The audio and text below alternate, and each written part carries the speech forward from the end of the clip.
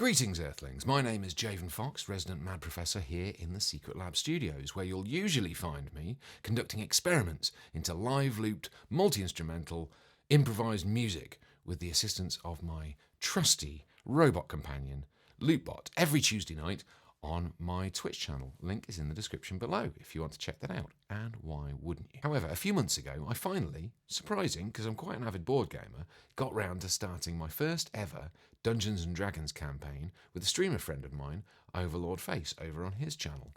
And despite being more of a sci-fi guy than a swords and sorcery guy, I quite enjoyed it. So, like any true scientist, I began my research. Now, surely there must be a role-playing game that crossed over my love of storytelling and daunting rule sets and science fiction settings. Well, there was. And it was Starfinder, sci-fi tabletop role-playing game from VampZoe.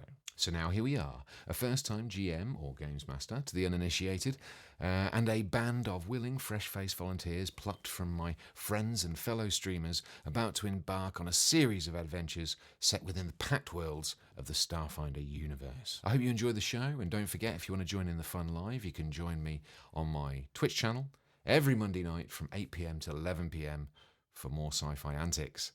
I hope you enjoy it. I hope to see you there in chat. And please consider liking, commenting on, subscribing to the videos. It's all free, and frankly, it helps stave off the isolation and loneliness that comes from drifting through this empty cosmos of ours. Anyway, sit back, relax, and enjoy the show, and I'll see you here, same time, same place, next week.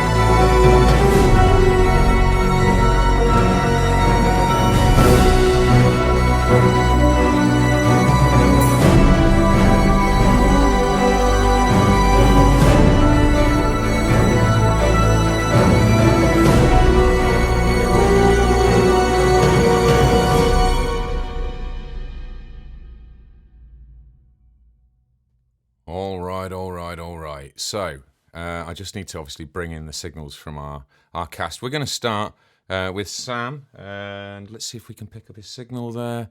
Oh, hello, Sam. How are you? Oh, and I need to turn you up. There you go. I can hear you now. Fire away. Hello, Sam. Just a wave. Okay, no audio test. We don't need them. We're confident in the audio. Next up, we have James. There you go. Hello, James. Hello. Hello. We also have my good friend Connor. Say hello, Connor. You're on live on Twitch. Hello. And of course, Bradley. Good evening. There we go. And last but not least, Zoe, aka VampZoe. Hello, everybody. Hi.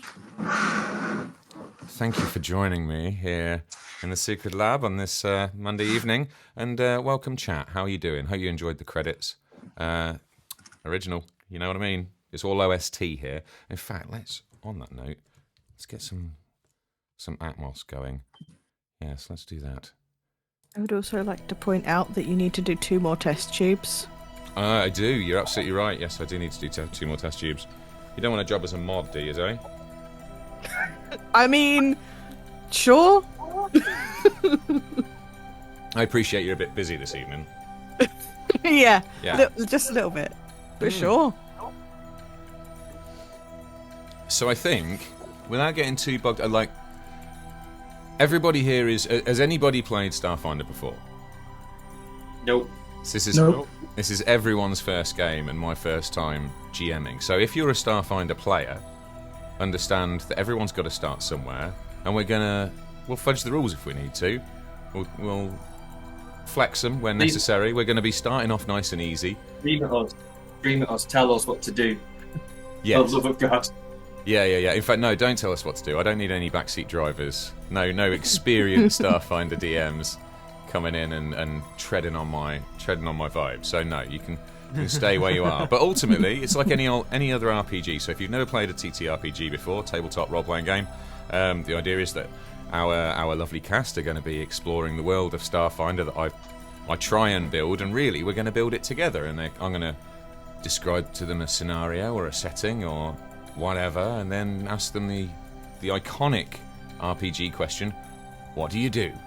And it's entirely up to them. So I've got a few ideas for some stories they might want to explore, but who knows? They might want to run off in a completely different direction, and then we just have to adapt and see what happens. And every now and again I'll be asking them for checks, which will normally take the form of rolling a 20-sided dice, and depending on how hard the thing is that they're trying to achieve, they'll either accomplish that feat or not, and we just go from there.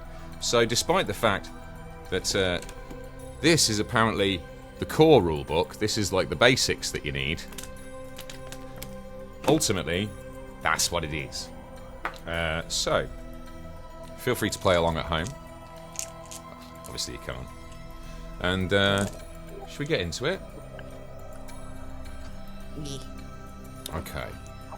Alright, just for a moment, I'm just going to go to my cam, because I want to tell you where we are, if that's alright. Okay. Give me a close-up, Jay. Alright, Jay, I'm right on it.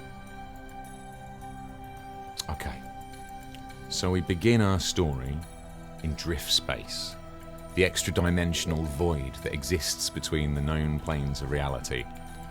Previously inaccessible to all known races, the drift was first discovered some years ago when a triumvirate of hyper-advanced artificial intelligences known as the Triune revealed it, and themselves, to the sentient races of the galaxy. Since then, the drift has become central to interstellar travel, allowing ships equipped with drift drives to traverse vast tracts of space in a fraction of the time it would have required traditional drives to cover. This was an especially crucial development ever since the galaxy-wide aberration known as the Gap rocked 1,000 civilizations. Several hundred years ago, the Gap wiped out, in what we think was an instant, all memory and knowledge of everything that had gone before, triggering a kind of new dark age, panic, upheaval and chaos. The citizens of the galaxy had to rebuild from scratch, having lost thousands of years of development, civilization and collective memories. But now, while the Gap still shapes much of the political and cultural landscape of the modern universe, the population has had to move on, and into the drift they went. That boiling soup of strange particles, waves of untangible energy, colour, light and dark. But the drift is also a very dangerous place, where mysterious disappearances are not uncommon, traditional instruments and systems behave in unexpected ways, and the typical laws of time and space do not seem to apply. Against this chaotic backdrop of roiling of blues, pinks and black, we can just barely make out a shape, an infinitesimally small form slowly tumbling through the void. As we get closer, it becomes more recognisable. Arms, legs, a helmet, a minute paper doll adrift in a sea of energy and emptiness, suspending in the nothingness. The shadow of something unseen crosses the figure, slow, huge and ominous, before winking from existence and leaving the figure alone. And from there, we cut to... Who? Who are we going to cut to? Fish, aka James. So, we find you, as we often do on a Monday, working out of your small shop. You are there with your employer, a small, disconnected human, and by the name of Hank. Describe to us your character. Tell us. When we look at Blaz Muzphish, what do we see, my friend? So Blaz is a human technomancer. He's had a rough start in life. He was born into a cult on a tidally locked planet. Unfortunately, that cult believed in ripping the eyes from the children on the sect, so that they may better know the all-encompassing darkness of the god of darkness that cult worshipped. That cult was in turn wiped out by a squad of mercenaries hired by a local warlord who was incensed at their unwillingness to pay fealty and tribute to him.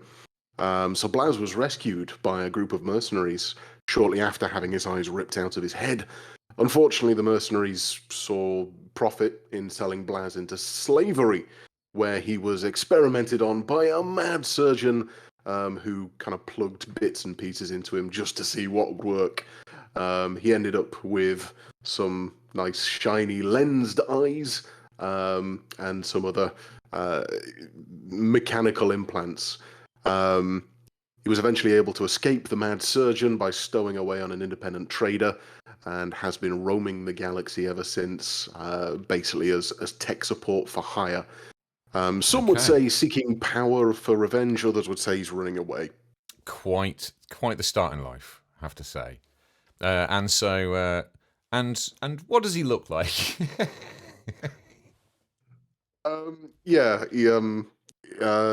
got a load of neural interface jacks over his head. He's got nice shiny blue lensed eyes, and tends to walk around with his life on his back. So bedroll, backpack, pretty much all the clothes he owns. Always ready to pick up and run. Okay, all right. And he's a technomancer. He is self-taught technomancer. Lovely. Well, Blaz the Technomancer has settled for a while now on Absalom Station. Now, Absalom Station is a station at the heart of everything. It's a de facto homeworld for the humans of the galaxy, although they have spread out all over the shop. And it's a teeming, huge space station, population of millions, and it serves as the political heart to the galaxy. You've been working as a kind of a general all-round tech hand for hire, correct? Out of Hank's little shop. Yes, that's me. Okay. Well, Hank barely looks up from his data pad. He's reading today's news. His little hollow paper, and grumpily asks you, "Did you get those parts I wanted?" Not yet. I'm guessing you need them now? Well, I sent you out to get them earlier. Yes, obviously I need them now. What happened? There was an incident. Someone got hurt. I had to spend some time, healing the guy up so he didn't die. Look, look, I don't mind you working in the clinics on the weekends, but during the week you work for me, all right? When I send you out for parts, I expect you to come back with them. What do you mean incident? What happened? Sorry, Hank. A ship frame fell on a Minotaur. What's a Minotaur? I'm not entirely sure. For those of you at home, we did have a Session Zero the other week, and Blaz did have to pull a large Minotaur-esque creature out from underneath the ship frame. Well, it wasn't your fault, though, was it? No, not my fault at all. I'm sorry I didn't bring the parts back. Well, it's all right. I mean, as long as it's not our fault. I mean, I know he can be a bit difficult, but he gets the best parts around here. Certainly the best ones I can afford. All right. Well, when can we pick him up? We did agree to a handsome discount, what with the life saving and everything. So I can probably go get them now for you. Oh well, discount. Well, why didn't you say? All right. Well, in that case, you're forgiven. Well. Yeah, sure. Go and pick him up. But look, I've got another job for you to do first. I need you to head over to Hangar 42. An old Arco core. They've got a bit of an issue with their computers over there. It shouldn't be anything too difficult. But, I've said I'd send my best man on it. But seeing as he's out, you can go. All right, guess I'm heading out to Arco Core. So Hank transfers a just some basic access rights to the Arcacore Hangar 42 complex to Blaz's data pad, and off you pop. At that point, I think what we're going to do is we're going to cut over to one of our other cast. Bradley, hello. Good evening. And may I say, what a very fine mask you have on. Thank you. And very practical as well. I can see you can drink through it. Yeah, it's multifunctional. It's made of like nanotech, so it does adapt and allow me to put things into it. Not those things. Lets you bang down some 2 litre when you need to. Yeah. Excellent. And yes, Arcanum, you did see Arco Core. Obviously, I had to have. But if you were a viewer, I mean a loyal one, not just any old Tom, Dick, or Harry, but if you're a loyal viewer and you want to name an NPC or a settlement or something else within the game, please do use the redeems, and I will consider it. I'm pretty sure I sorted those redeems out before we went live. Okay, so Bradley, we join you. You've just picked up a little bit of work. You too are on Absalom Station, are you not? Yes, I am. Fresh off the boat, so to speak. So I'm just looking for work. Lovely, and you are playing.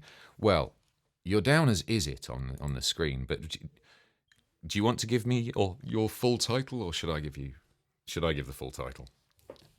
I'd love it if you gave my full title. Okay, fine. Yeah, sure, no problem. So Bradley will be playing Istitafar Sands of the House of Sanaran and the Emerald Quorum, holder of the balance and oathkeeper to the Praz of Kassath Prime, or Izit to his friends.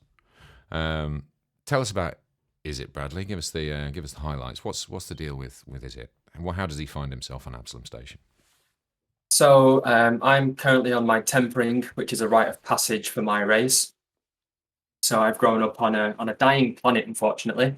The majority of my race left the planet centuries ago on a huge generation ship called the Indar, and that's currently in orbit in this galaxy. But some of us stayed behind on the dying planet. Very sandy, very bleak. The people that I come from are very traditional. You know, they love the balance and all that crap.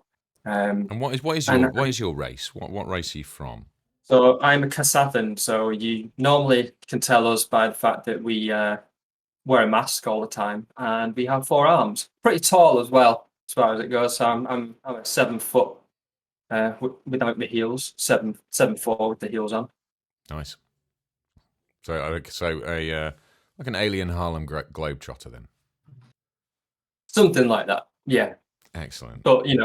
But these things do damage. They don't just throw little bits of leather through hoops. And the Kasathans are a very traditional bunch. Incredibly traditional, yeah. All about the balance, all about looking at both sides of everything. Okay. You don't sound too happy about that. No, I think everybody on my planet's pretty rubbish and lame, in all honesty. And I think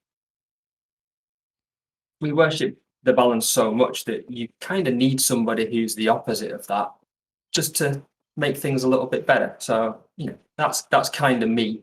I'm not very traditional. I'm not really into melee weapons or anything like that. Just give me a nice gun with a laser pointer that I can sort of pop a donut-shaped hole through somebody's chest, and I'm a happy boy. Okay, so more about the pistols than the classic hand-to-hand sword type work your race is known for. Absolutely.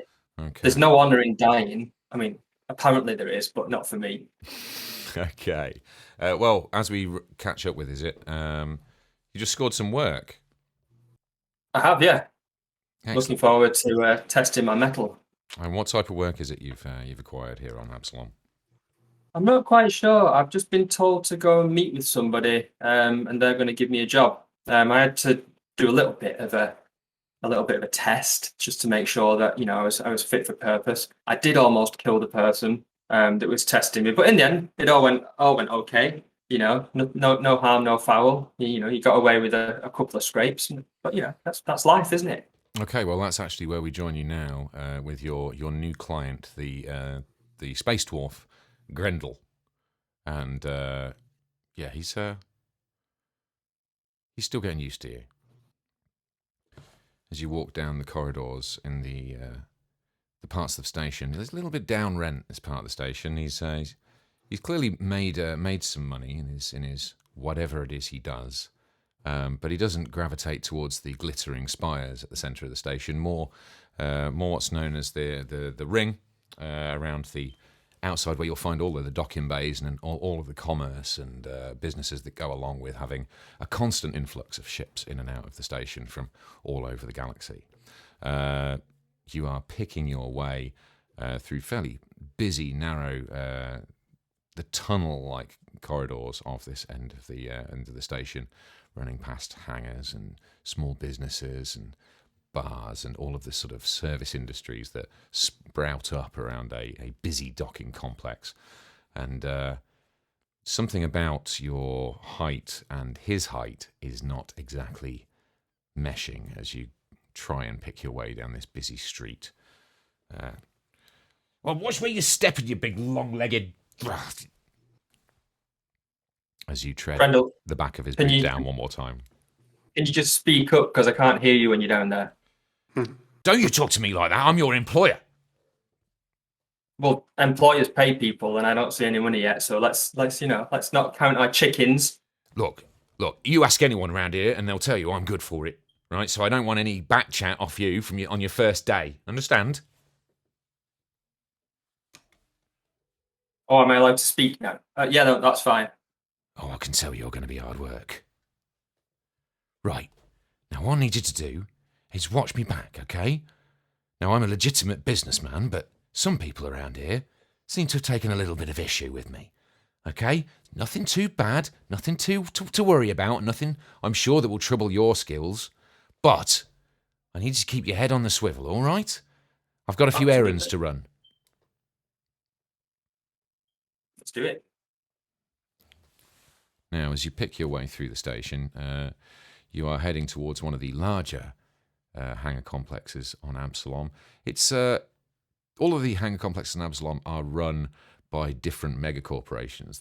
Pretty much the entire galaxy is run by megacorporations, and one of them is the Arcacore Corporation, and we're heading to one of their hangar complexes. They're all independently run, they're all privatized out, but all operate under the mandate of the local governing bodies here on Absalom. And apparently, your new employer, Grendel, has some business to attend to, coincidentally enough, over in Hangar 42. And that is where you are making your way. And with that, we're going to cut over to our next character, our next cast member, and that is Samuel. You are playing Ormungandr, which I'm sure I'm pronouncing wrong, and I'm sure you'll correct me in just a moment. Ormungandr. Close enough. Ormungandr. Ormungandr's Sorotos. Now tell me, Sam, when we look at Ormungandr, what do we see? Ormungandr is a Vesk warrior. He's about 7 foot tall, but I guess if it's a Harlem Globetrotter, then Ormungandr is very much a sort of Wayne Gretzky. I would have seen him more as a linebacker. An offensive lineman. Yeah, but you know, like ice hockey players are even bigger and nastier, aren't they? Right? You know, plus they've got all the speed and power. Oh, well, there you go. There's one for chat. Oh, we got some arguments there going on already. Argue that amongst yourselves, folks. Yeah. Great. And what does Ormungandr? What's his profession? What does he do with his days? So he's a Vesk Warblood Vanguard. So he's very much a warrior born. He was raised on Sorotos Island on Vesk Prime, where he graduated from the military academy. If you imagine a combination of a young Miyamoto Musashi and Judge Dredd, but in the incarnation of a 7 foot tall angry lizard, then that's pretty much what he is. Again, sort of he's if you feel like he's the yin to its yang. He's not a pistol or firearms guy. He's a get up close and beat someone to death with their own limbs kind of guy. Okay, nice. And what a pleasant bunch of characters we've got so far. What a very pleasant bunch of backstories we've had. I love it. But having established that cats do exist in this universe, I do want to make a point of saying that he does like cats. He does like cats. Okay. He does like cats. He has a weakness. Despite being a fearsome warrior, he does have a weakness for small furry things. Yeah, and me and Sam are still arguing about what this galaxy's version of cats are and look like and where they can be found. And I'm sure we will probably have to answer that question at some point during this campaign. Okay. Well, when we catch up with Ormungandr, he's just been summoned, hasn't he? He's currently residing at the Sorotos Academy, a very prestigious military training academy on Vesk Prime, the capital planet, I guess you could say, of the Veskatarium, the Vesk Empire, with which the Pact Worlds, where we find Absalom Station, they've got a bit of history, but they're currently in a sort of a relatively prolonged peace, or as much as peace ever is prolonged in this galaxy. And he's been trained there pretty much since birth, right? Yeah, he's a graduate of the academy, but he's also served in the capital with the Hammers, who are an elite, I suppose. Again, they're like the judges in 2000 AD, so they fight criminals in the capital, because despite the fact that Vesk like to pretend everything's under control and completely ordered, there are criminal elements and nefarious things have been going on. But he's since returned, so he is at the academy at the moment, doing another stint of training before he rotates back to the capital. So, are you saying that a militaristic and somewhat authoritarian, you know the word I'm trying to go for, regime Authoritarian. apparently hasn't eradicated all social problems? Fascinating. Okay, we are. What's it? Yeah, and if you came for a completely and utterly politics-free stream, sorry. That's not going to happen over the course of this campaign, I would wager. Okay. It's because we're not militaristic enough. You see, and this is why you were so perfectly cast, Sam. Okay. We catch up with you. You've just been summoned. You've been pulled out of training. Correct? Yeah, I just handed my mate Gryffindor his arse. And then yes. I was pulled out of the fight. During a spectacular sparring session that I'm sorry, guys, you missed, but that's the sort of excitement you can anticipate.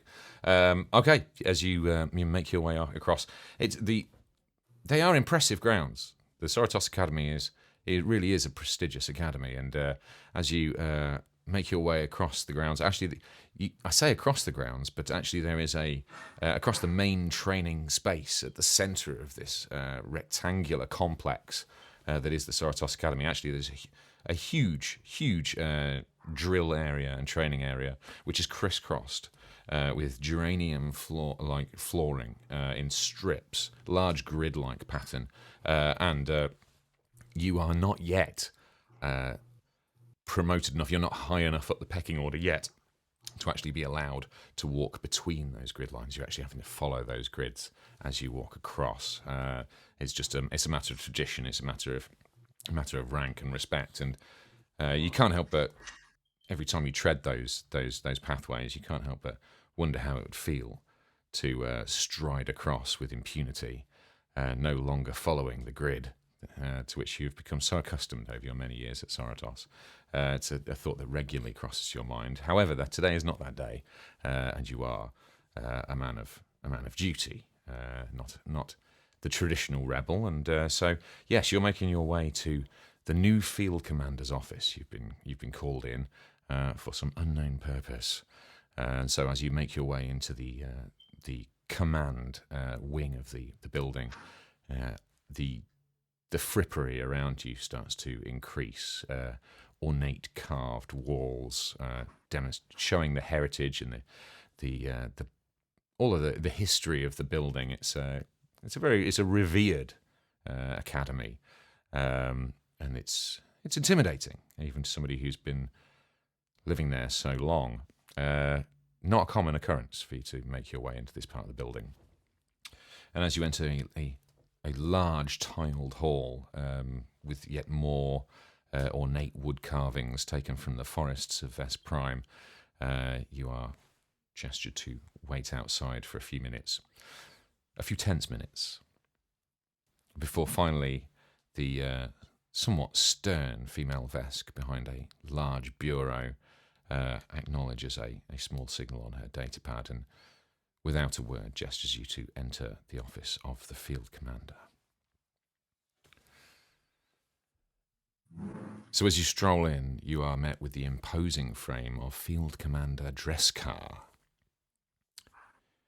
Ah, Sorotos. Please come in. A man of few words, I see. Well, we'll train you out of that eventually. At ease, soldier. I'll stand at ease. I presume you're wondering why I called you here. I am, sir. Well, I've been reviewing your records. And while your combat record has been exemplary, I am somewhat concerned about your interactions with some of your commanders, your squad leaders, shall we say. Is there anything that you were aware of that they may be unsatisfied by? Nothing springs to mind, sir. Well, let me enlighten you, Sorotos. You appear to have a problem with authority. Not to say you don't follow orders, but apparently, on occasions, your attitude, particularly towards your squad leaders and their dealings with other races, has left something to be desired. Not following, sir. Are you contradicting the reports of your superiors? I'm a vanguard of the Sorotos Academy, sir. I would never do such a thing. I'm just obtuse. Obtuse. Well, I think it's about time we got you off this compound. As I say, it is clear you have a future as a soldier, as a vanguard, and it might even be said that you have a future in command. How do you feel about that? You do me great honor, sir. However, My only desire is to serve the Veskarium. and serve it you will. However, we do not churn out unthinking vanguard here. If you are truly going to take your place among command, you must, of course, have more insight than that. And I fear you're not going to get that insight here at the Academy. It's time to spread your wings, young Vesk. We're going to get you out of here. I have an assignment for you. Off-world, sir? Yes. You're going to Absalom Station. There is a human there who, like all humans, can be troublesome and unpredictable. Yet he has served me in the past, and, well, it is a matter of honor that I return the favor. You, Sorotos, are that favor.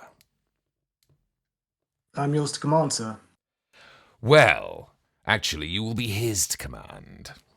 I think it'll Sir? be good for you. Do you have a problem with that, Sorotos? Speak your mind. Like I say, we don't raise unthinking soldiers here. No, sir. As I said, I'm yours to command. I've just never served under any other race. Of that I am aware. It'll do you no end of good, I'm sure. Whatever you think best, sir. I do think it's best. Well, there'll be a transport leaving in the morning. I expect you to be on it. As you command, sir. He will make contact with you when you land. Now go, prepare yourself. Say your goodbyes, and I'll be in touch. Thank you, sir. What do you do at this point, Sam?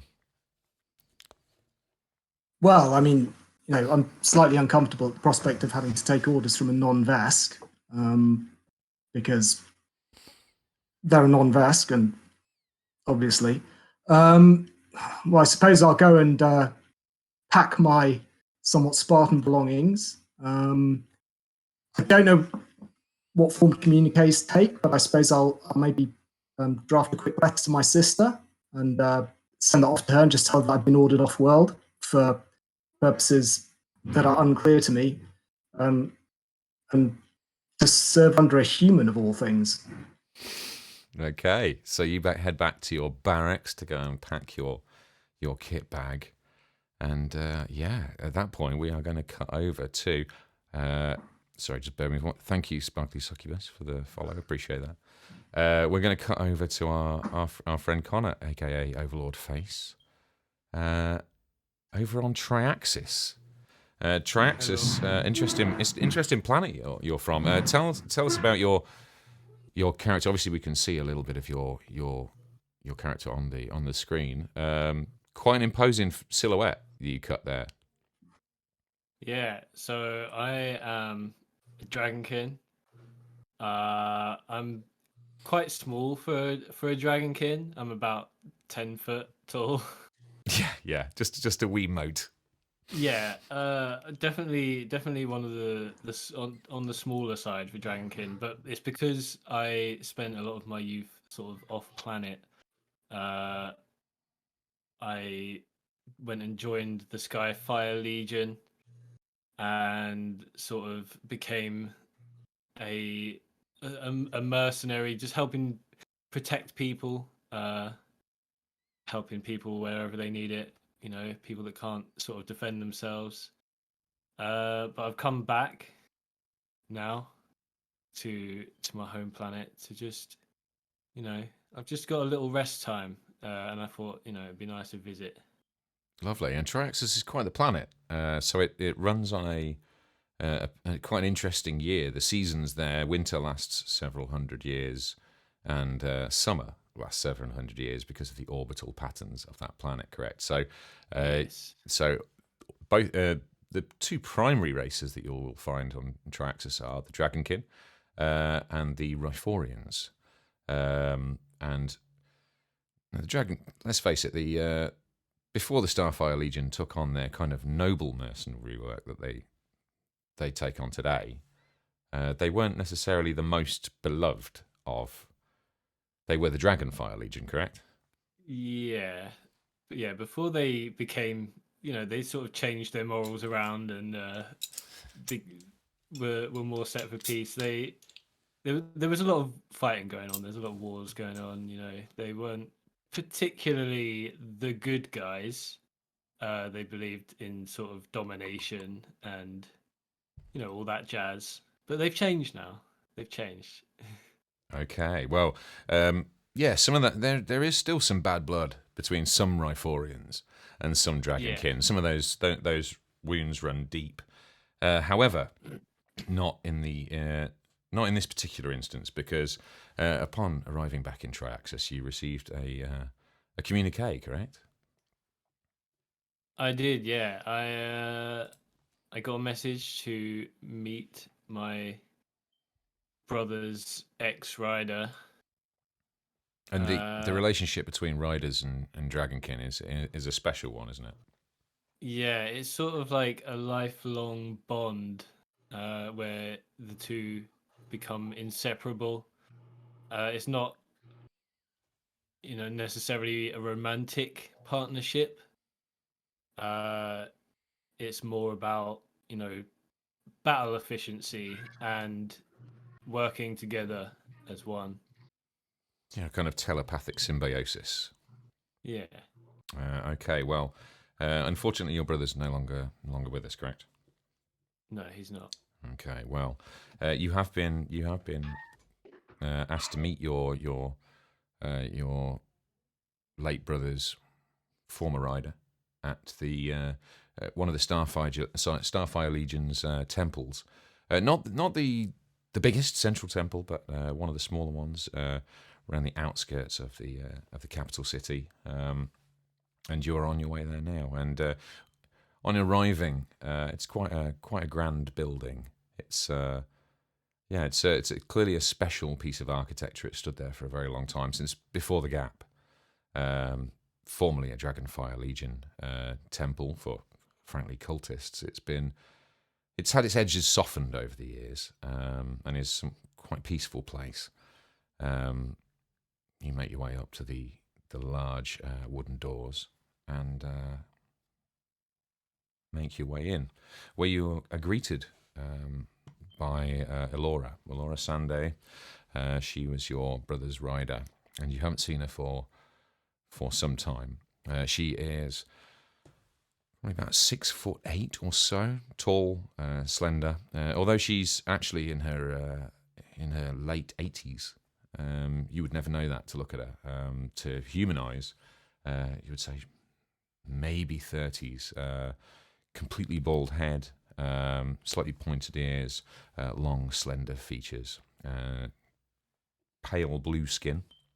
And the first thing you notice is that when you had last saw her, it was obviously a long time ago when she was still a rider, so she was typically decked out in the impressive futuristic battle armor of the Riforian riders. But today she is dressed in long, sleek, should we say, like slightly shimmering robes. However, her history of battle is given away by the large, ornate sword that is still strapped across her back and her graceful shoulders. As you enter, she straight away comes up to you with a large smile and places her hand on your chest and just bows her head. Vizier, it is Laura, good to see hello. you. Good to see you too. It has been too long.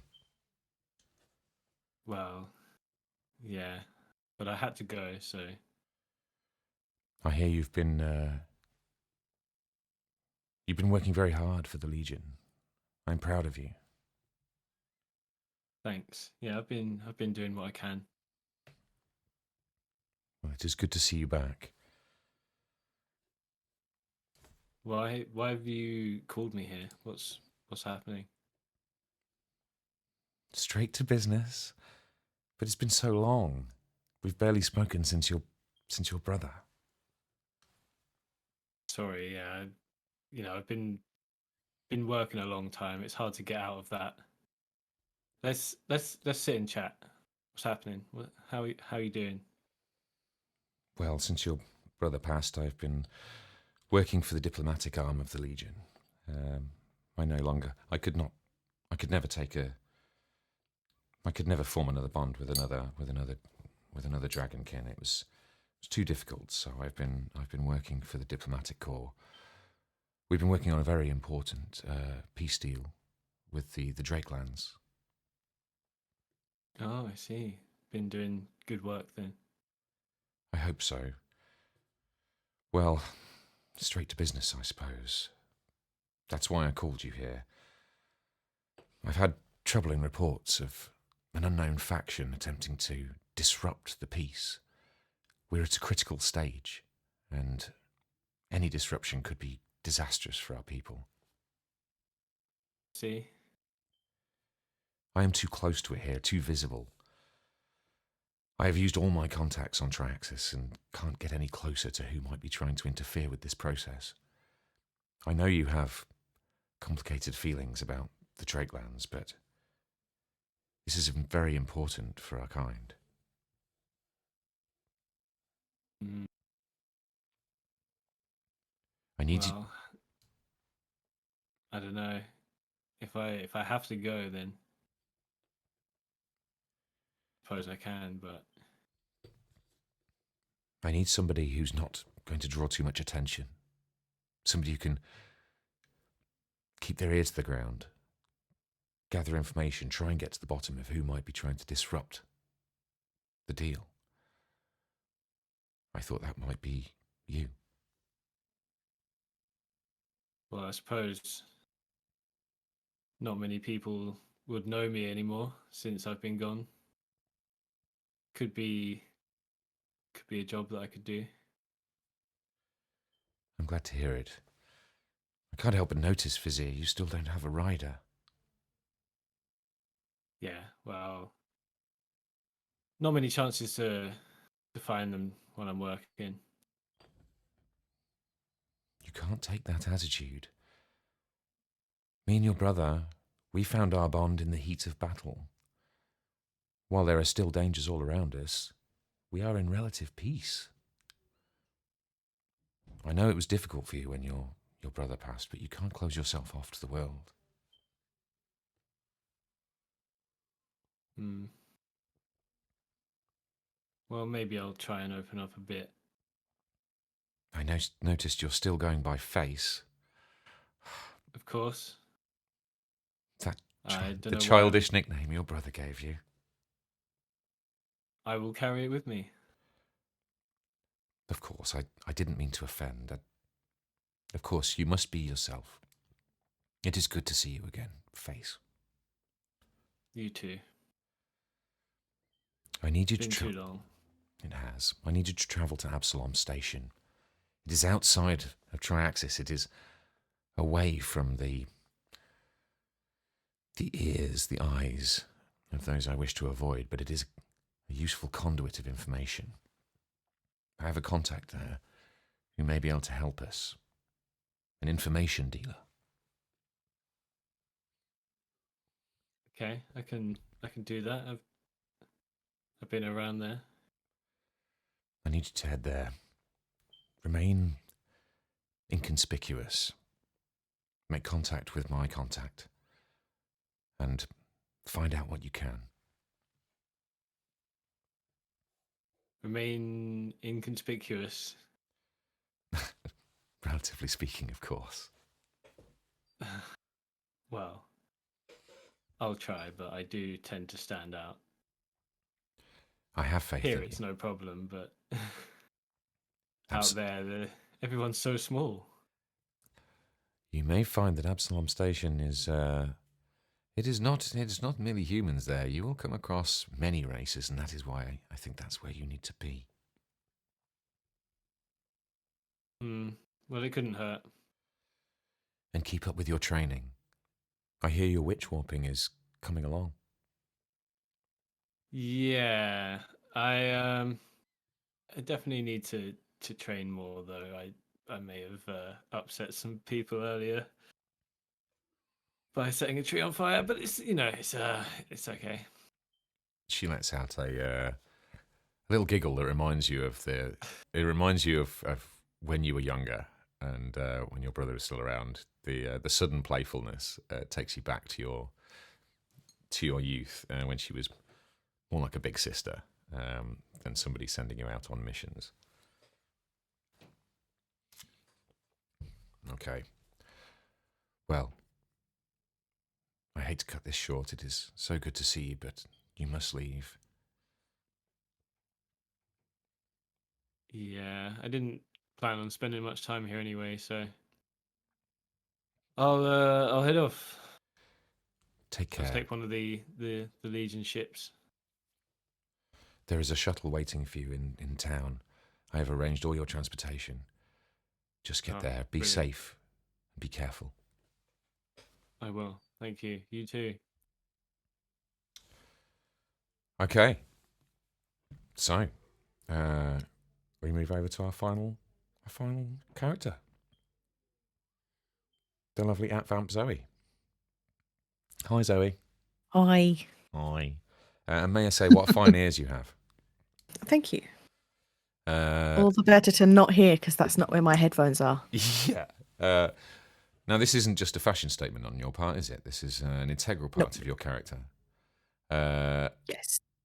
So, just briefly, Mhm. we are about to join Clara, your character, on her ship. Her own ship. Quite the achievement. When we join her on the bridge, what are we going to see? What do we see? Well, Clara is a 6 foot. No, not 6 foot. 6 foot? 6 foot. I remember my character's details. A 6 foot tall Vlacker, which is a wolf person. But closer to 6.5 foot with her heels and her fluffy hair. And yeah, she's completely white, except her little black ear tufties and her black nose, which isn't exactly normal for a Vlaka. Normally they have patches of like blue or grey, but she is just completely white, which got her the nickname Ghost. And yeah, she's tall. She wears a lot of black, but her fur is completely white. Very nice. And she is somewhat of an entrepreneur. How does she fill her days at the moment?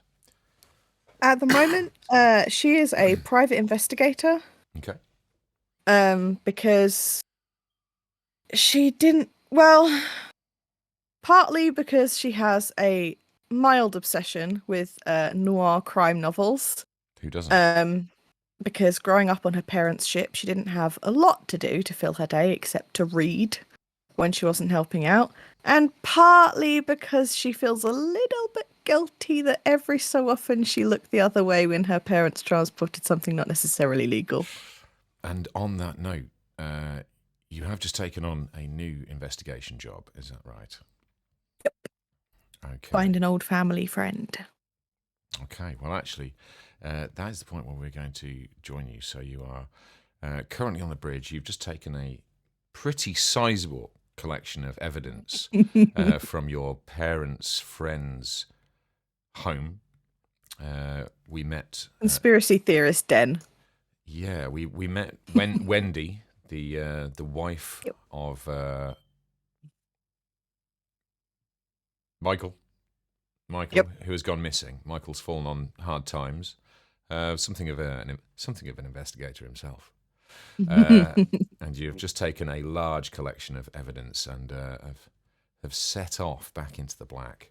And when we meet you on the bridge, you've just been joined by your navigator friend and pilot Marcus, and he is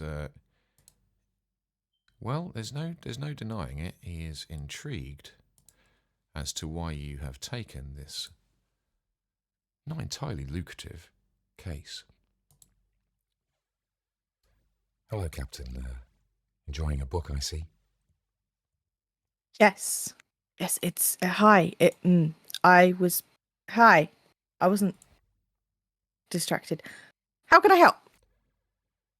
I was just inquiring as to the new mission. It seems like we've taken on an awful lot of paperwork. Yeah, sorry about that. Thank you for helping me carry it in the ship, though. That was... No need It to would have taken me apologise, hours. Captain. That's absolutely fine. We are, however, in some financial distress, and I couldn't help but notice that the new client did not seem to be of means. Can I ask why we've taken this particular case? She is of great means to me.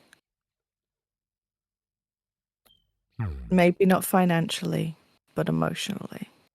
Ah, emotions. Yes, I know. They're still something of a work in progress for me, as you know. Well, I have enough of them for the both of us, Marcus. Don't you worry.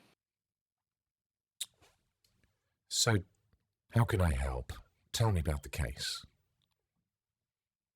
Well, you remember me telling you about my parents' ship and the work that they did? Of course. Traders. Yeah. Sometimes they would take on deliveries that weren't part of their roster. And Michael really liked getting involved with those deliveries. And after him and Wendy lost their son, he got a little bit more involved. And now he's gone missing. There's no need to beat around the bush with me, Captain.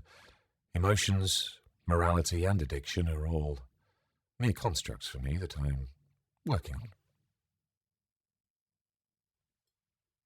I'm really hoping that's not why he's gone missing. But at the same time, if it's not that, and it's got anything to do with the mountains of paperwork we took from his office, he could be in a lot bigger trouble than anyone expects. The small amount of information I managed to garner from the local HoloNets implied that he was something of an unreliable character. Surely it's more likely that he's fallen victim to misadventure. It's weird to say that that's what I'm hoping for. You suspect something else? Well, in the work that we do, I've learnt never to count anything out. Very wise. Excuse The me. simple answer would be a bender gone wrong. But you don't believe that's the case? There was something in his office that was a little concerning. Well as ever, Captain, I trust your instincts. 1 second. Captain, I seem to be... The ship's computer is flagging an unusual reading off our port bow. Investigating. Captain, I think you might need to take a look at this, as I'm receiving data from the ship's computer that makes no sense. You make your way over to the console, and without wanting to get into... I'm not going to get into techno jargon, because that would be for me, not the audience. But looking at the console, there is definitely something amiss. Some unusual readings. You're currently travelling through drift space. It's the quickest way to get everywhere. Making your way from the diaspora, which is the huge array of floating asteroids and mining rocks and the rest, towards the last known location of Michael. Instruments always act a bit peculiar in the drift. Nothing quite reads as you would expect. But certainly this would be considered anomalous, to say the least. Your engineer, who goes by the name of, mechanic, Silver, small daime lady. She comes over the comms and... Captain, we have a very strange situation with the engines. I'm getting some sort of interference.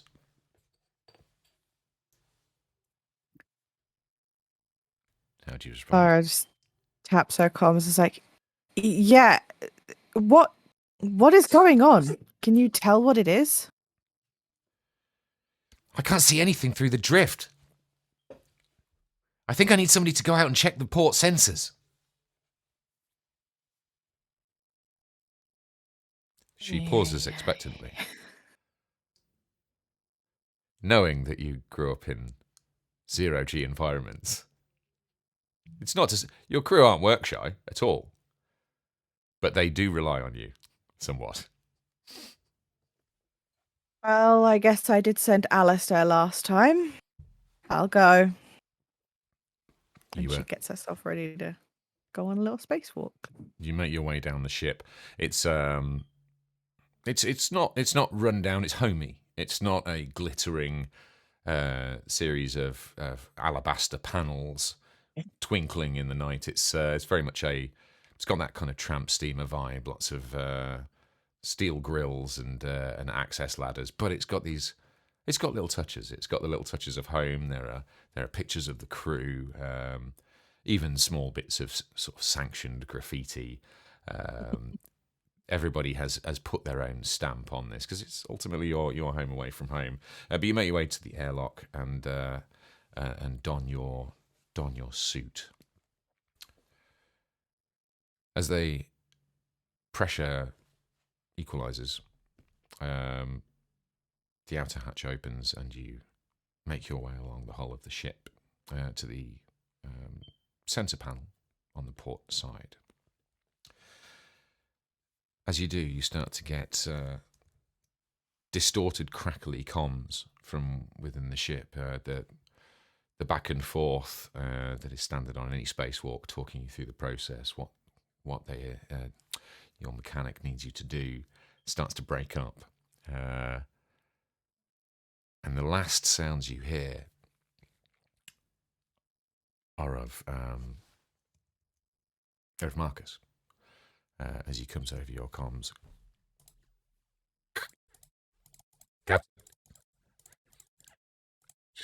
Great reading. Yep.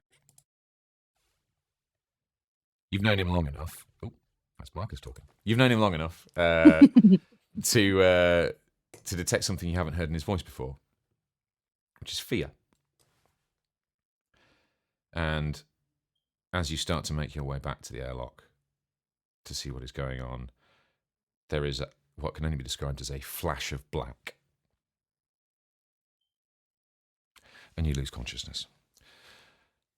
Oh, shit. And at that point, folks, we're going to take a little break. We're going to take. We rejoin Muzphish. He's busily beavering away on a small workstation in Hangar 42, one of the many hangars that Arca Corps are responsible for running.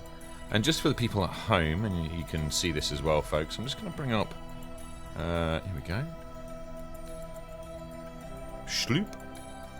Here we go. This is Absalom Station. So, as you can see, quite the piece of engineering. So, you have the arms, which are largely docking for very large ships. Round the outside, you have the ring, which is kind of the suburbs, I guess you would say. If the arms are the industrial sector, then the ring is largely the suburbs. And then right in the centre there, you have the eye. Now, the thing about Absalom Station is actually you can get there within around about a week from anywhere in the galaxy, because it has at its core an incredibly powerful drift beacon. And actually, the time it takes for you to travel from place to place hinges on the strength of the beacon, the drift beacon used. And this has the most powerful drift beacon in the galaxy. No one knows, of course, who built it, why it's there, sometimes even how it works, because of the loss of knowledge and memory in the gap. But pretty much every civilization finds itself in that same boat. Extending down beneath the eye, you have essentially a kind of a dirty downtown, the sub-levels, and that's the kind of grimier part of the station. And in fact, there are whole levels that are still as yet unexplored. It is labyrinthine. There are unknown horrors lurking down certain levels. It's often adventurers will descend just into the depths of this station because of its kind of maze-like ancient construction that really millions of people just woke up in one day, not fully understanding.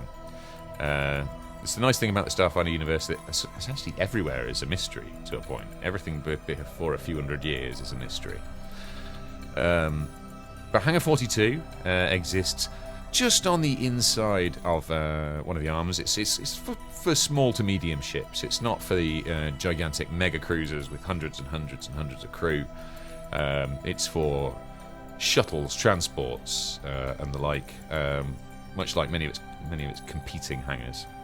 And that's where Muzphish is currently beavering away, just trying to sort out a few IT issues. Meanwhile, Izit, our Kasathan four-armed gunslinging bodyguard friend, has been accompanying Grendel, his gruff dwarven employer, to the same area of the station, doing a little bit of bodyguarding, doing a little bit of close protection. And Connor, aka Face, aka Vizier, is on a shuttle very closely about to land in, of all places, Hangar 42. Sam, aka Ormungandr's transport, is also docking in the expansive Hangar 42 complex. And who knows what's happened to Clara? Who can say? So, we're going to pick things up with Izit. Let me just fade out this music. And Izit, you are in a somewhat grimy back corridor, back room. As you've made your way through Hangar 42 already, there's a constant hum of shuttles and transports coming and going. It's a very busy complex. There's customs, there's Arcacore security. You've also made your way past a series of demonstrations. Arcacore apparently have not been the finest employers to their myriad dock workers. There's a huge dock worker workforce employed by Arcacore to load and unload ships, run customs, run shipping operations out there, and they have not been well treated of late. There are loud and noisy demonstrations breaking out throughout the complex. They are focusing, obviously, their attentions on the areas of highest footfall. Hangar 42 is one of those, and it's been somewhat newsworthy of late. There's been some disruption. Protests have been peaceful. It's been sit-ins, placards, and the like. But there is an atmosphere of tension throughout the complex. Certainly, emotions are running high at this point in the protest movement. But you've bypassed all of that, and Grendel leads you through a series of back doors and hatches to a dark and smaller corner of Hangar 42, where he is meeting a very, very shady-looking Skiren. The Skiren are large insectoid species, and I mean, maybe it's just bias on my part as DM. Maybe it's just my human instincts. But this guy's fucking shifty. Grendel sidles in. Oh, so you got the delivery? Yes, we have the goods. And the Skiren moves over to a long, about 8 feet long, rectangular crate covered with some futuristic sacking. And the Skiren moves over it and pulls the sacking back. Goes, is it what you were looking for? Oh yeah, that'll do nicely. How much you looking at? And the negotiations commence. A deal is being done, a transaction. What are you doing, is it? My head is on an absolute swivel. I do not like the non-bloods. They freak me out. I know, anything that the blood doesn't pulse just gives me the heebie-jeebies. Yeah. So I don't trust the guy. Okay. Do you? Where are you right now? So Grendel has made his way over to inspect the goods. The Skiren is just. There's only one of them at the moment, so it looks. You are alone, but I place myself in front of the box, with Grendel to my left and the Skiren to my right, so that if anything does go down, I have a clean shot. As you make your way over to the crate, you get to see what it is, finally. It is a large pod. It's difficult to make out. There's this plexiglass faceplate, I guess you could say, at one end. But as you discreetly peer in, you notice some icy frost on the inside, and through the frost you can just make out the face of a completely white-furred Vlaka, essentially a humanoid wolf, female, inside the capsule. What do you do? Grendel, What do what's you want? this? This is my business. I'm doing a purchase here. What are you getting involved for? You told me you were purchasing goods, not people. Yeah. She's not a person, is she? She's a wolf thing. Well, she's twice the person you are. Who do you think you're talking to? I'm your boss, mate. You haven't paid me jack shit yet, mate. You're nothing until I've got payment.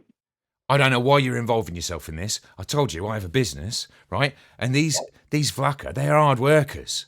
I can ship this off-world for proper money. You want to get paid? This is how it happens. I don't think so, mate. Well, what are you going to do about it? Well, I've got 4 arms and I'll slap you with all 4 of them. Grendel looks concerned, and he starts glancing across at the Sheeran for backup. The Sheeran's looking twitchy now. The Sheeran's kind of not spasming, but certainly like moving in a disturbing way. It doesn't like the way that this situation is taking a turn.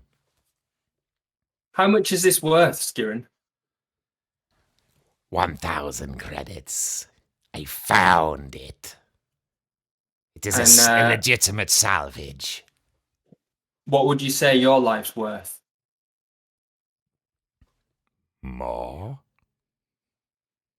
How much more? Lots more. So, Because you won't do well with a number of new holes in your carapace. If you want some more breathing holes, that can be arranged. give me an intimidate check, please. That's right, I'm chap. only First looking- dice roll of the game. Let's go. 19. The Skirin looks you in your black, dead eyes, and despite possessing pretty intimidating eyes of its own, gets the message and brings up its insectoid kind of claws and is like, I'm not looking for trouble. Grendel looks pissed, though.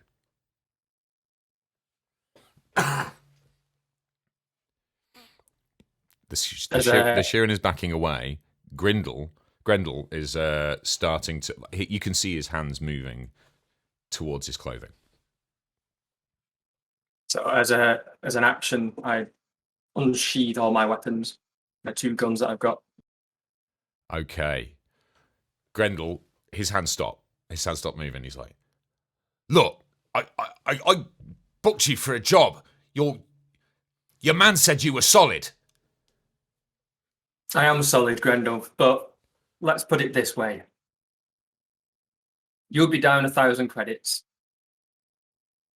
Your seller will be dead, and you'll be close behind. So you can either walk out with those 1,000 credits in your pocket. I'm not going to take those from you. I'm not a thief. But you walk away with your dignity intact and all the limbs.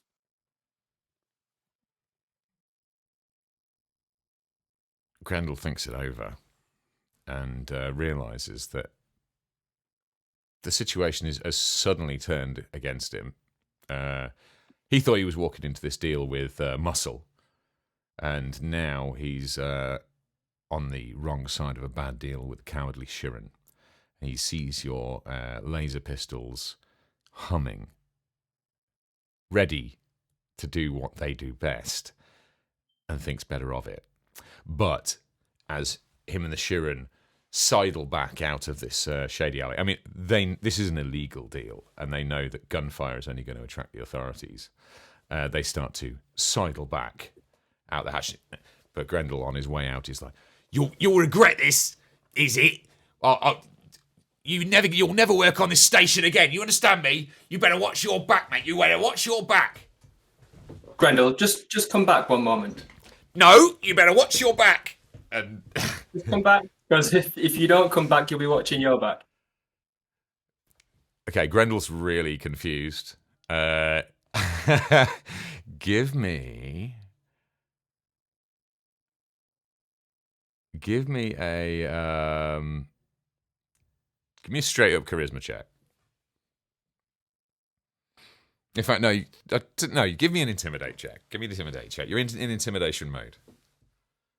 23. Grendel's like, he looks at the Sheeran who's already halfway down the corridor and realizes that the only other person who may join him in this is fucking right off. So he slowly shuffles back and goes, Look, I'm backing down, all right? But what do you want? I don't want to end things on a bad note.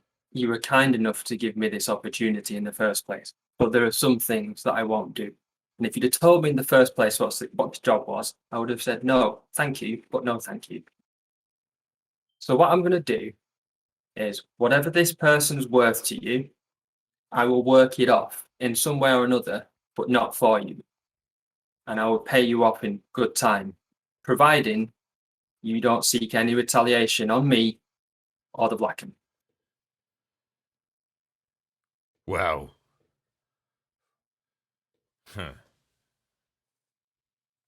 fine, well, you owe me.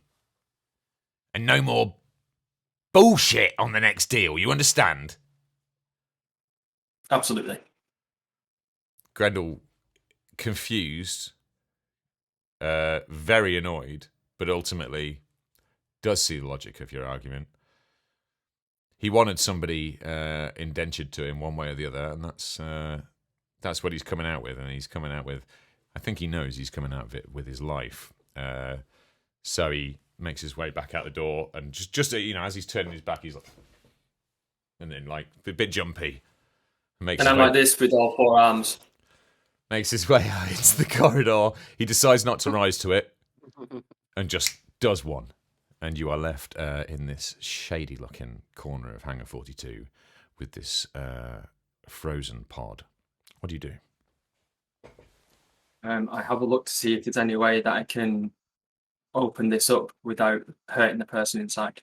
Okay, give me a computers check, please. Not very good with computers, unfortunately. I am aware. It's a 4.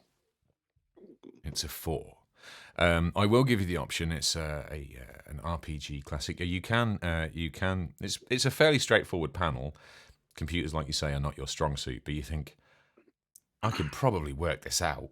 I will allow you to take 10 if you would like, just to spend a bit of time with it. Doesn't seem like anybody's coming for now. You seem to have time on your side, so if you'd like to just sit and peck away at the controls for a moment, that's absolutely fine. Yep. Okay, so in that case, we're going to leave Izit busily beavering away on the panel, and we're going to quickly check in with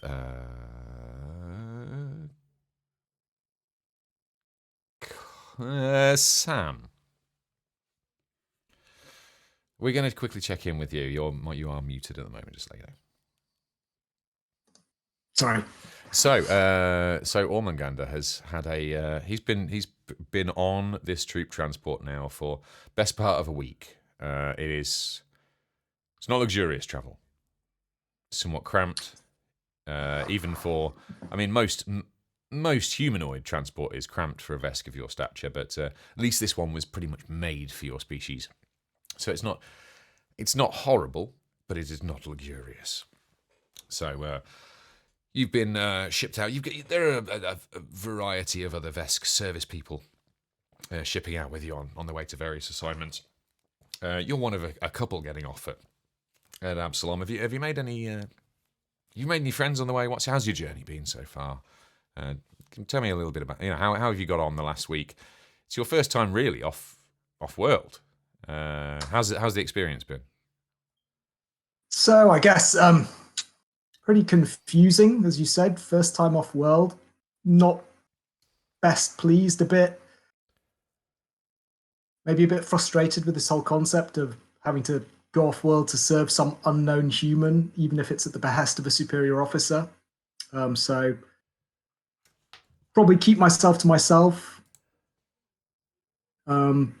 Just go through my martial drills, play a little bit of flute, smoke some cigars, read whatever the Vesk equivalent of the Hagakure is. Nice. Okay. Oh, so he's a thinking man's Vesk. He's not. Oh yeah, like I said, like a young Miyamoto Musashi. Yeah, he's not reading punch 'em up comics. Vesk punch 'em up No, comics. maybe the equivalent of Vesk Punisher. Yeah, More yeah, stories, okay. something like that. Yeah. It's like it's literature, but there is still punching in it. Oh yeah. Yeah. Okay. Good. Grand. Well, you shuffle your way in your seat. You're positioned in a hard steel fold-out chair by the loading ramp. You are somewhat uncomfortable. You are very keen to finally get off this ship. It's been, like I say, a little bit cramped. You've been doing your best, though. You know, you are a soldier at the end of the day. You've been making the most of it, and you sit through the interminably long docking sequence. There are an awful lot of ships. The air traffic control around Absalom is incredibly busy, and much like when you get a train anywhere, it's always the last 10 minutes that it takes. You know, when the train stops 10 minutes out of the station, or when you land on a commercial flight and it feels like you taxi around the terminal for hours. It's the longest part of the entire journey. You manage to contain your frustration, but you're a man of action. You don't like waiting. But when the docking arm extends to the troop transport you're on, and you couldn't be happier really as the loading ramp finally decompresses, and there is a rush of warm, I won't say acrid air, but there is definitely the ozone-y quality of heavy industrial activity and something artificial. Actually, Absalom has very good air quality, but it depends what part of the station you're in, and this is definitely where the work gets done.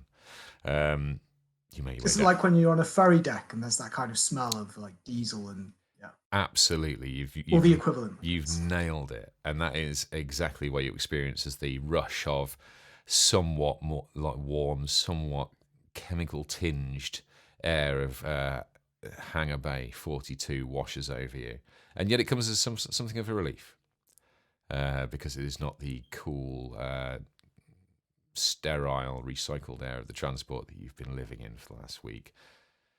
You make your way down the ramp and you enter the crazy bustle of Hangar 42. As you look off to your right, you see that there are at least 8 more ships of varying shapes and sizes, all unloading into one giant concourse, a huge industrial unit slab type floor, and people of all races pouring out. What's it like? What's it like your first time off world and off the ship? Well, I guess I kind of look around and sort of take it all in. I'm guessing even though I've been stationed in the capital, I'm guessing there are quite a few species I've just never seen before. Many.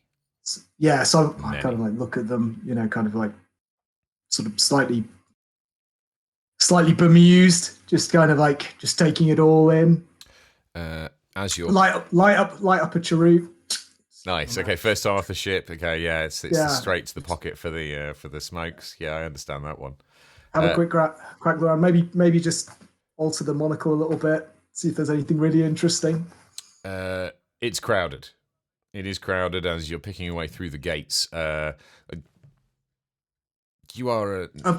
Have I been told that where I'm supposed to meet this human? You have been essentially been given to directions to the Vesk quarter of Absalom Station. There is one. It is down at the south of the station. We're still going to use north, east, south, and west, despite obviously in space that meaning less. Okay. But What I'm going to say is like all officer candidate types, my sense of direction is absolutely terrible. So there's a good chance I'll get lost. compasses also don't work. So what I may do is there a map, or like, how do I orientate myself so that I can find my way to this to the relevant place? Okay, you are a very capable Vesk. However, the throng of people, as you are looking for some kind of signpost or a data access point, a small, what appears to you to be a small houseplant on a 18-inch disc with large metallic tendrils emerging from it, as it using them to make its way across the platform, kind of bumps past you, and it's like, and you hear a noise that you can only assume is language from the robotic platform that it's occupying. Essentially, you are mugged off by a dandelion as you try. I remove the cigar from my mouth and I go, "Did you say something, pot plant?" A series of noises does come back. You don't understand them. And you don't know whether they were apologetic or aggressive, because you're talking to a dandelion with robotic legs. And this is not the only interaction you have. Like you are essentially, you are a big guy being kind of jostled and bumped by a whole bunch of stuff you don't understand. There is something that looks pretty much like a large brain in a jar that just makes its way past you. You think it gives you the eyeball, but you can't be sure. I don't even know where to start a fight with anyone, right? It's a lot. You're having quite the experience. I guess I'll kind of like have a look around and see if there are any other Vesk, or that I might be able to ask for directions. There are a variety of other Vesk, and not just from the troop transport you're on. To be fair, they might not be. I mean, you are incredibly well trained. They are probably similar kind of age and experience level, but they are very much more experienced out there in the world, and so they kind of know where they're going. As a matter of respect and honor, they do point you in the right direction. I mean, there's slightly, they've got places to be. They're not going to hold you. They're not going to hold your claw. But they do gesture over to like a kind of, like that's where you check in. Like that's where you can get information. Just we've got to go. So you get pointed in the right direction. Well, Vesk are traditionally always very polite to one another, because if you're not, it can result in a duel, and a duel can result in. They are respectful, and you are not high up the chain, but you are a big boy. So they aren't going to chance that. Okay, so they point you over to the wards, and eventually you make your way through to the kind of the main intake area, a warehouse, effectively, with a security checkpoint. And some more. You start to get a feel for where it is you're going, and you make your way into the kind of cargo clearing, kind of customs area of Hangar 42. On a similar journey, although perhaps handling it slightly better, is Face, our Dragonkin friend. He also has arrived very recently in Hangar 42 in his Starfire Legion transport. How are you getting on there? Face? How's Absalom Station treating you so far? You're having a similar experience, but this is not your first rodeo. Yeah, I'm pretty big, so having a lot of people around is quite irritating. But I'm sort of used to it now that I've been around a lot. Yeah, I'm just sort of hanging around, just seeing what's going on. I know I've got somewhere to be, but it's been a little journey, so I sort of just go over, see if I can get any sort of like food and drink. Of course, yeah. Yeah, just try and find maybe like a little diner that I can, or like any stalls of food. There must be something around. Yeah, so there are some street vendors around. There are some street food. There are no kind of established restaurants, bars, that type of thing. It's very much an industrial area, but there are various entrepreneuring types of all different kinds of races selling snacks, strange reptilian creatures on sticks, unusual candies formed in 0G to create perfect spheres of whatever their particular planet's version of sugar is. All sorts. There's, if you've got a couple of cred sticks in your pocket, you can certainly grab a quick snack. So is that what you do? You beeline to... there's a few. Like I say, there are some small reptilians on sticks, you see, very nearby. There are some 0G formed candies nearby. And there's also just something, a place that has an ornate series of taps and tubes where you can get some liquid refreshment of a myriad of flavours. So do you head towards one of those? Yeah, I'm probably gonna go for the stick place. Of course, you need protein after a long journey. So yes, you head to the small unknown reptilian on a stick vendor, and they're pretty busy. I mean, there's a huge throng of people coming through. So they're dishing out sticks. They're taking cred stick scans. Credits, by the way, for those of you at home, are the kind of universal currency here in the Pact Worlds.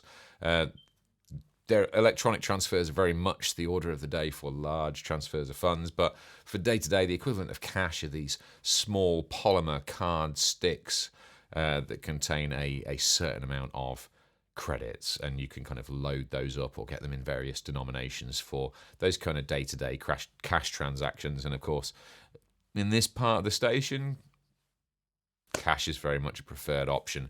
Thankfully, Face, you do have... a few low denomination cred sticks on you. It's only 5 creds to get actually 3 of these sticks, which is good because you're a big chap. So you approach the stallkeeper, and he barely paying attention to you.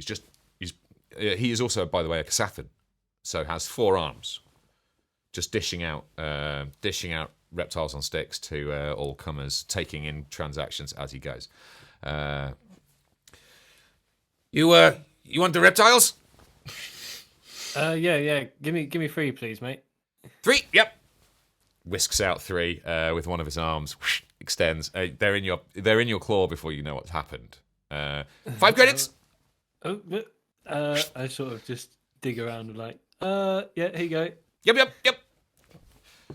You want sauce? Yeah, give me something spicy. Spicy sauce. And another arm flies out and just artfully drizzles your 3 reptiles with this sauce. I mean, the guy's a professional, like a real professional. Unfortunately for you, doesn't seem too chatty. So, do you attempt to engage in chat or carry on about your way? What do you do? No, I just sort of say, cheers, mate, and welcome. I start munching my lizard sticks down. Excellent. Just sort of having a look, seeing what's going on sort of taking in the surroundings and just eating my food. Lovely. Thinking about what I've got to do. As a peacemaker by trade, you can't help but notice certainly as you make your way into the customs and processing area of Hangar 42, you can't help but notice the real hum in the air of dissent. There are an awful lot of dock workers out. There are an awful lot of placards out.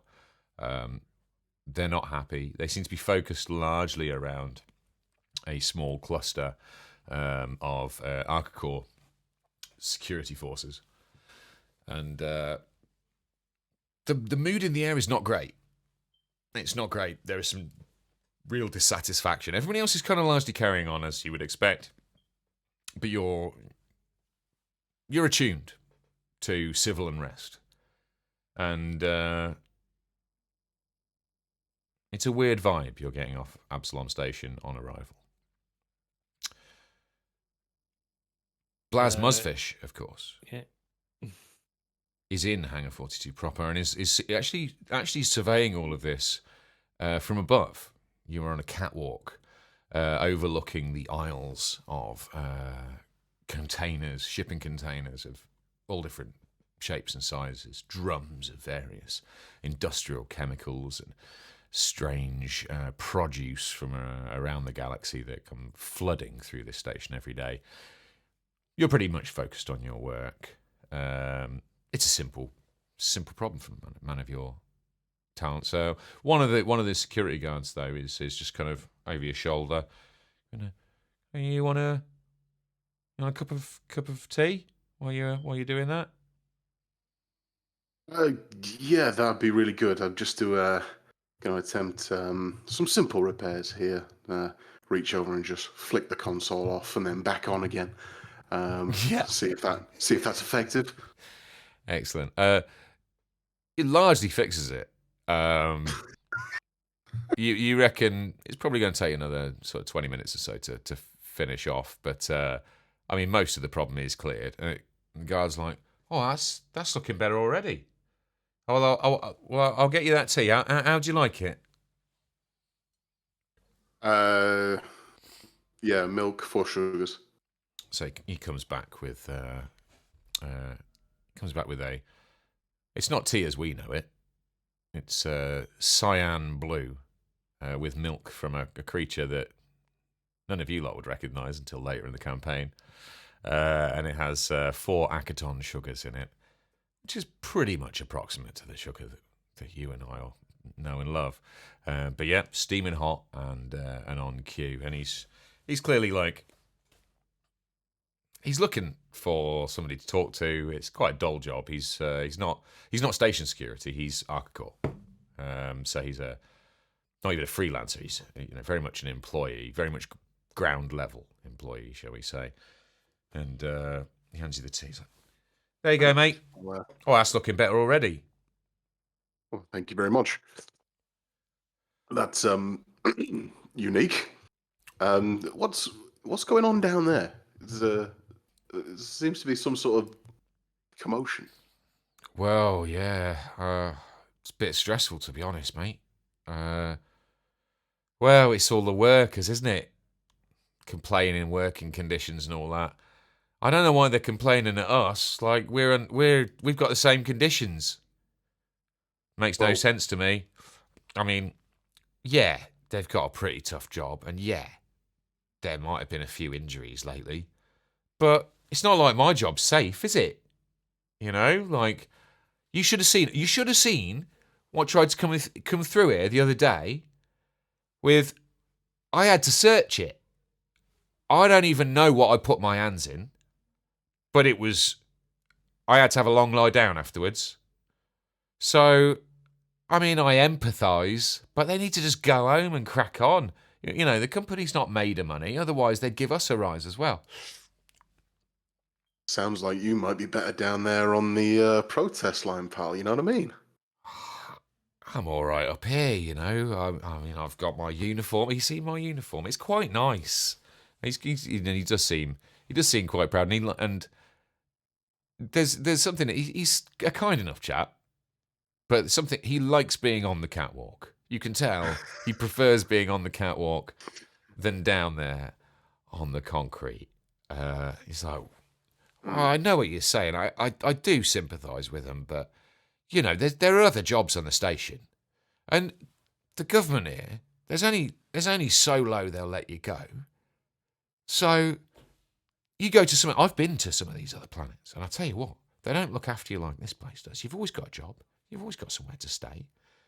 And these lot like to complain. They should try it somewhere else. They should try it on some of the moons I've worked on. Nothing.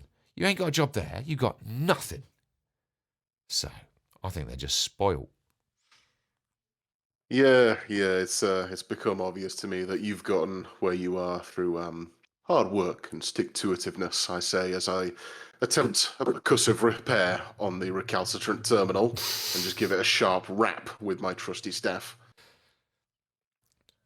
Is that how that normally works then? Who's the techno wizard here? All right, man. I'm saying you had to do your bloody job. I mean, you get it working, I'm happy. Look, I'll leave you to it. I've kept you long enough. I better go and keep an eye on these bloody troublemakers. And he shuffles off down the catwalk steps back into the throng. Give him a sneer as he goes. We cut back to Izit, who's got the pod open. There is a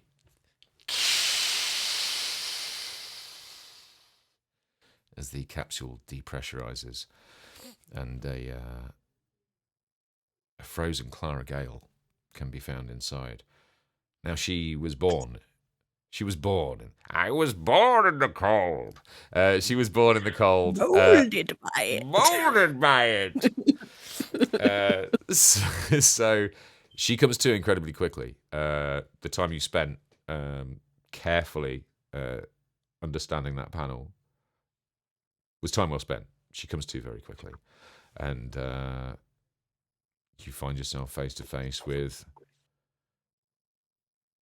a Vlaka woman who you have seemingly rescued from servitude to a pretty shady looking insect. What do you guys do? Right, fella. Are you all right? She just looks around like really confused. Like, where the fuck am I? Where is my crew? Who are you? Hi. How many arms am I holding up?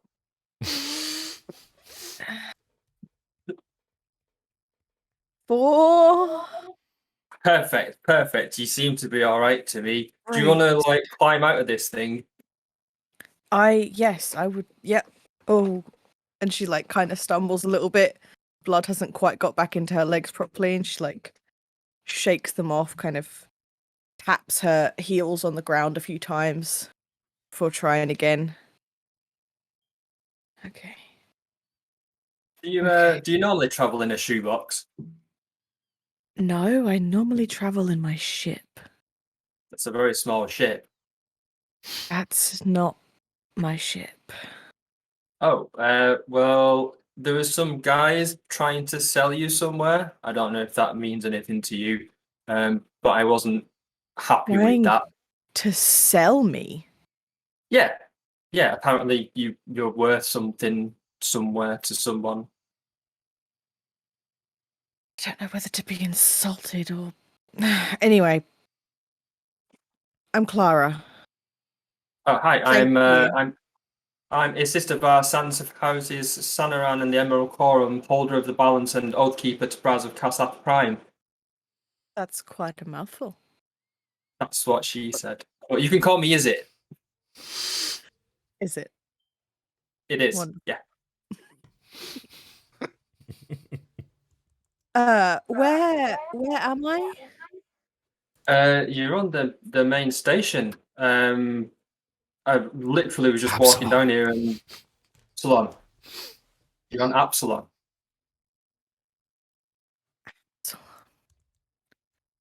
What the fuck happened to my crew? I was fixing no idea. something on the outside of our ship, and suddenly everything went black, and now I'm here. Do you know anybody in Absalom Station that you can go to? Not that I know of. You don't happen to have like 23,000 credits hanging about, do you? I wish. Oh. Yeah, never mind.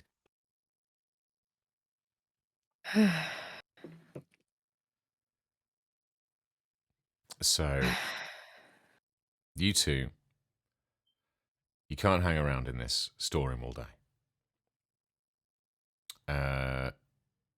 It is basically a cupboard. What is your plan? Are you strong enough to walk now? Think I am, yeah. You want to try and get something to eat and we can see what's going on? Yeah. Yeah. Cool, just follow me. This is the way I came in. I'm assuming we can get out the same way. Okay, and maybe find somewhere I can send off a communication and try and reach my ship. Yeah, let's do it. You head back through the corridors, the twisting corridors, back into the main Hangar 42 complex. Bear with me 2 seconds. And... Yep, I think that's everybody. So... let me just move this here.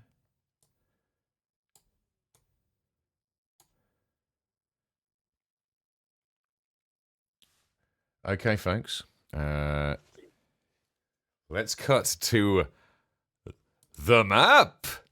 We have a map. It's quite a big Very map. Okay. Welcome to Hangar 42, the main goods clearing area. And it's quite hard for the folks at home to see right now, but I will give you a quick tour of where we are. And then we are going to take another couple of minutes break to run another ad. And also, I have drunk too many beers, so I need 2 minutes. And then we will see You what's also happening. still owe 2 test tubes. I thought I did those. I did those. Oh, okay. You know, I'll do one more just in case I missed one. Brad's Oh, and Bradley's. Corey's. Oh, I'm sorry. Not Corey. Brad and someone else. Oh, did I miss? Oh, okay. You know, I'll do 2 more. You know, I might even refill them in the break. How about that? Who knows? We might have a flurry of subs. So here we go. Zooming in, we see in the corner of Hangar 42 over here, we see Face, the enormous, frankly, Face, and Ormungandr making their way through customs into the warehousing area. Over here we have friendly, if somewhat unsympathetic, guard number 1, who we spoke to earlier. And, of course, Muzphish up on the catwalk, where Guard 1 so enjoyed being. Down here, we have a floating security drone, a somewhat sort of spider-like little security drone, largely for surveillance and CCTV-type purposes, but it does appear armed in a rudimentary kind of way. And down here we have Guard 2, who we will maybe talk to, get into later. Here's Izit and Clara. Izit and Clara have made their way out of a discreet hatch down in the bottom right-hand corner of the map and have joined the throng of people who are currently, if I can show you, making their way through from this entrance. Oh, that's too far. This entrance at the top of the map with the green arrow, and they're kind of flowing through down to the bottom left corner. You can kind of see the light shining in from the greater station beyond in the bottom left corner. There is a huge flow of people and civilians and general goings on. Most of them are staying clear of all of these crates and containers. There are signs up all over the place. It's a high traffic area. It's mainly dock workers in that part of the warehouse. Obviously, the crane itself is quite a dangerous piece of equipment, and the guards are helping keeping everybody flowing through the kind of main concourse. The other thing that is worth pointing out is that the protests are pretty much everywhere. The dock is heaving amongst all the travellers with a whole load of placards, a whole load of fair pay for fair work type placards in a myriad of languages, but all very much directed at Arcacore. They are very much public enemy number 1 right now here in Hangar 42.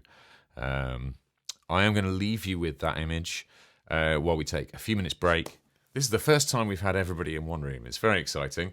So I'm just going to let you talk amongst yourselves for a moment and just tell me what's happening. You know the lay of the land. It's thronged with people. Obviously, I wasn't going to add like 300 tokens to this map. But you are the important ones. You're the ones we're following. So we can see you around, dotted around this vast hangar complex. Tell me what's going on as a party now. You're in the same room. Maybe not officially a party, but same location. Well, I've obviously seen these protests going on, and while I'm eating my lizard sticks, I've decided that I'm going to sort of just stand close enough to hear what's going on, but far enough away to not be involved, and I'm sort of just trying to see what the protest's all about, what's going on, see if there's any sort of, if it's peaceful or if something might happen. Yeah, you're taking the pulse of the people. Yeah. Gotcha. Okay. How about the rest of you? What are you guys doing? I think me and Clara are just walking through a throng of people. I mentioned to her that, I do know somewhere where we can get some food. I saw it earlier. And she just looks over there at that big, tall fucker with the big scales. It's kind of just past him. There's some places where we can get something to eat. Okay, so you're making your way towards the kind of the main shuttle arrival concourse that Face and Ormungandr have just made their way down. So feel free. We're going to be fairly relaxed about movement at this point. So feel free to grab your miniatures on the map and just kind of move them in the direction that you feel like your characters would move. That's absolutely fine. Clara, following is it, or how much do you trust this four-armed stranger that you've just met? Yeah, I mean, he did apparently just save her from being sold to God knows who. So he says. So he says. As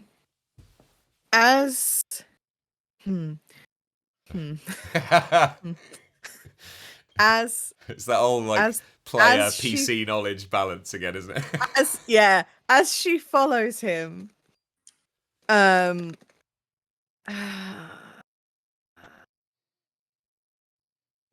it. As she follows him, she's gonna just cast Detect Thoughts. Oh, okay. On Izit? Mm-hmm. Okay. Nice. Just So Detect Thoughts, just for the people at home, Detect Thoughts is one of your level 1 spells, correct? Yep. And that allows you to detect the surface thoughts of intelligent creatures around you. And the amount of information revealed depends on how long you study a particular area or target. Okay. And it needs a will saving throw, or I think you can choose to fail. Okay, all right. So it's one of those ones you can choose to fail if you want, or you could do a saving throw if you don't want her to read your surface thoughts.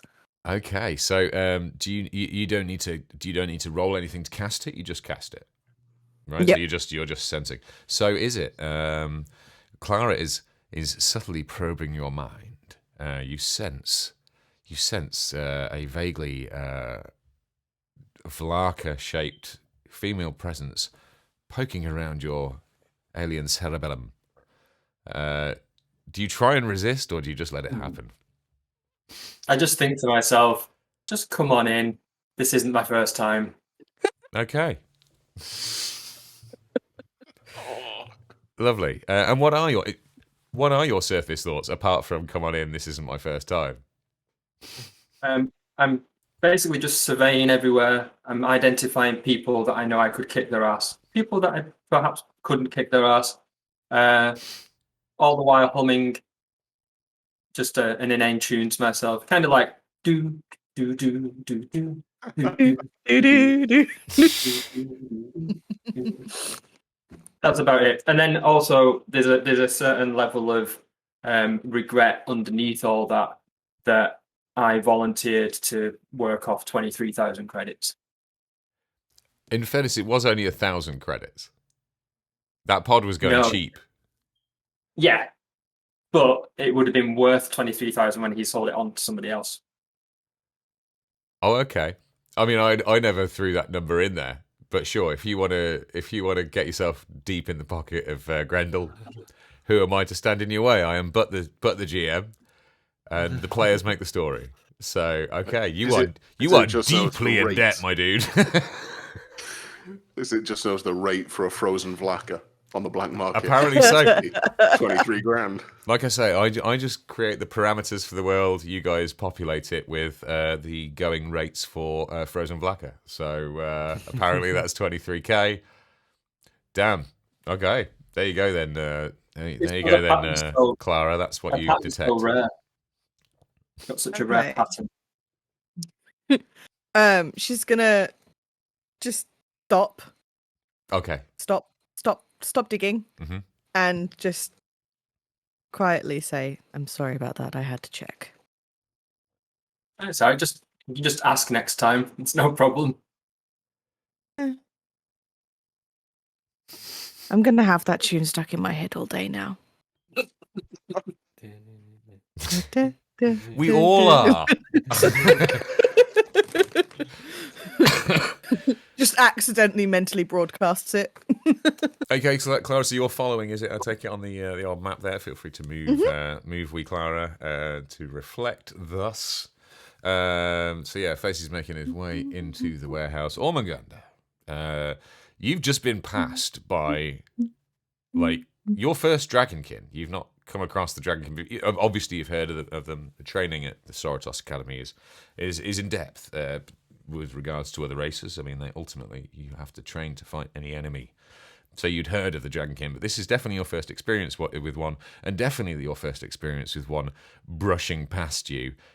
You have spent your life as a big amongst the Vesk hand-to-hand fighter. How are you doing? As his leathery wings brush across the back of your head as he walks past with what essentially are lizard kebabs. All right, watch it, Charmander. Okay, he's not happy. I just turn around and like, oh, sorry, yeah, they get in the way. Sorry, I'll keep him to myself. I'm like, it's all right, big lad. I wouldn't want to offend a lizard kin. I'm like, oh, okay, fist bump. Claw bump. Yeah, we claw bump each other. Nice. And do you follow the flow? Do you go kind of move deeper into the warehouse with Face? Do I know which direction I need to head in to get to where I need to go? The light emanating from the doorway in the southwest corner of the map is kind of the general flow of people into the station. So you're kind of heading in. Is that the direction I need to head into? Basically, yeah. That's where the rest of the station can be found. This is a customs kind of holding-y area. Each one of these, if again for new people, each one of these squares on the map represents 5 feet. Most of our characters can typically move around about 30 feet in a single turn, so you're looking at 6 squares as a pretty standard mooch about in this, and to be fair, D&D as well. Okay. So yes. So I'll keep pace with the big dragon, with Sure. Charmander. You've got a bond already, I can tell. Yeah. Yeah, you It's go a big with the flow. dragon. Yeah. He's like, he might be an alien, but at the same time, I mean, he's my kind of alien. Yeah, He's exactly. huge. And a lizard. Yeah. I'm down with it. I can get alongside that. He's not a giant or diminutive talking plant. Which actually, whilst I'm going, I'm going to keep an eye out for that little daffodil fuck. Are you still a bit wounded by that interaction? You're a bit like, I shouldn't have let that go. I'm kind of like, I quite like to know what he said, so I'm going to keep an eye out and like if there could be a duel. Yeah. Kraken versus daffodil. I notice a pained look on his face, as if he's remembering a bad interaction. Equal parts pain and rage. It's kind of like a twitch. Like in is it For a Fistful of Dollars? Or no, For a Few Dollars More, with the hunchback, when he scratches like the match on his shoulder and he like turns around with his face twitching. It's that kind of expression. I see this expression and I decide not to ask what's wrong, and I'm just is this your first time in the station? Yeah, it is. I think this plant told me to fuck off. Oh, those fucking little plants, man. Just ignore them. They're tiny. What are they to you? Nothing. I've had Sort of that like- too, so you know. I sort of arch an eyebrow and I'm like, yeah, I never thought about it like that, but I guess you're right. I suppose it would be beneath my dignity to have a fight with a plant. Yeah, At least a plant that small. exactly. You know, you want to fight a big plant, like a giant plant. Those are the plants you want to fight. Do you know where these giant plants might be found? I am on a warrior pilgrimage.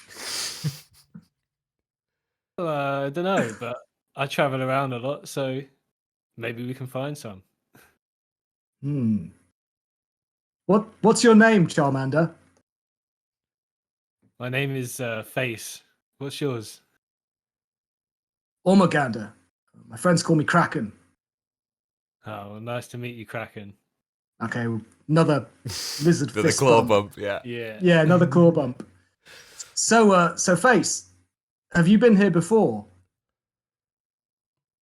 Yeah, I've been here before. You know, I've been around most of the planets and the stations. Just it's where my work takes me. Have you had many dealings with humans? Yeah, I've worked with humans quite a bit. Most of them seem to be okay. You get a few shady ones, but they seem to be all right. Very small and squishy. I was gonna say they seem pretty weak. Yeah. Well, you know, that's why I work with them, because they need me to sort of help them out sometimes. Ah, you're a warrior, Face. Of sorts, yeah. I'm part of the Sky-Fire Legion. So I look impressed because obviously we studied different warrior orders and such, and different military history at the academy, so we'll have heard of the Skyfire Legion. So what brings you here? well, just If you don't mind me asking. the usual sort of work. Looking for people to help out. Are you a warrior pilgrim too? Yeah, I guess you could say that. How about you? What brings you here? Orders. Always orders. I've been told to find a human who I'm supposed to place myself at their service. I've never met a human before, and I'm not entirely comfortable with the prospect. Well, if you're a good judge of character, I'm sure you'll be safe. I think, unfortunately, I don't have any choice in the matter. Doesn't matter what the human's like, it's orders. You can understand that, right? Yeah, I can understand that. Definitely. But yeah, I would try not to take it too hard. You know, they might be small and squishy, but some of them are pretty all right. Okay, I look slightly incredulous and take another pull on my cheroot and sort of shrug and go, I guess we'll see. And on that budding friendship, can you please all roll a perception roll for me? Yeah. Everybody give me a perception roll. 12 for Izit. 12 5. for Izit. 5. 15 for fish. 20. Ooh, Okay. You're right. 28. 28. 28. Jeez. I rolled a Damn, 19. I rolled a 19 and she has a +9 to perception. Whoa! Jesus. Okay. Very Dogs have, perceptive. wolves have great senses. So just in reverse order, who got the? There was a 5, right? Who got the lowest there? Yeah, that was me. I'm clearly too busy eating and talking. You are currently in the middle of your reptile kebabs, and you notice that you are in a room and a conversation. Next up was you're pretty aware of that. You're tuned in. You're like, yeah, no, I'm pretty sure I'm talking to somebody, and I'm pretty sure this is food. Who was next up? Who was the next highest after Phase? It was we had a 12, right? 12, yeah, that's me. 12. Okay. Is it? Let me just check. 12 is borderline. Yeah. 12. You are. You spot the reptile place, and you're like, I knew there was food around here somewhere. And you start heading towards that. Who was the next up? At 15 fish. 15. You, from your elevated position up on the catwalk, you notice the following. Across the way from where you are stood, you notice, and I need to switch windows to show you what you notice. You notice this guy. And this guy. And this guy. Across the way, skulking through the warehouse aisles, in amongst the other protesters, they're wearing dock worker overalls. They are clearly part of the unrest that's taking place in the warehouse. But you notice they're not standing around holding placards. They're not chanting. They are picking their way through the throng, making their way towards the security station where you're currently working. And something about them is different. They look more serious. They look more driven. They have a direction. And your eyes, your augmented digital eyes, can't help but pick them out of the crowd and trigger your augmented senses straight away. You see their faces, not looking around, not talking to their co-workers, looking up at the catwalk, looking up to the security detail, and they are laser focused. Who was next up in perception? I got 20, so I think that's me. 20. You notice your keen military training has also identified these three figures in the crowd. You break away from the conversation with Face. It's nice to make a friend, but you are ultimately a soldier. And you instantly detect three threats within the crowd. And you also notice the characteristic bulge of energy weapons of some sort within their overalls. And they're making moves towards them. They are taking up strategic positions behind cover. And some shit's about to go down, son, and you know it. And finally, we have Clara, with her attuned Vlaka sensors, her private investigator background behind her. She not only notices those three, she not only notices the fact that they are armed, she not only notices that they are on some kind of mission, she spots something else. Security drones of the type that are currently floating around are glorified CCTV platforms. They do have non-lethal weaponry to occasionally subdue security threats, but they're always supported by biological employees, by biological security. They're a tool. They are not sentient. They are good old-fashioned remote control robots, albeit they're not being remote controlled by anybody. You notice something else. That the security drone currently floating above the catwalk, overseeing the crowd, does not have a non-lethal stun weapon attached to it. It is equipped with a shoot-to-kill azimuth laser, which is not kosher.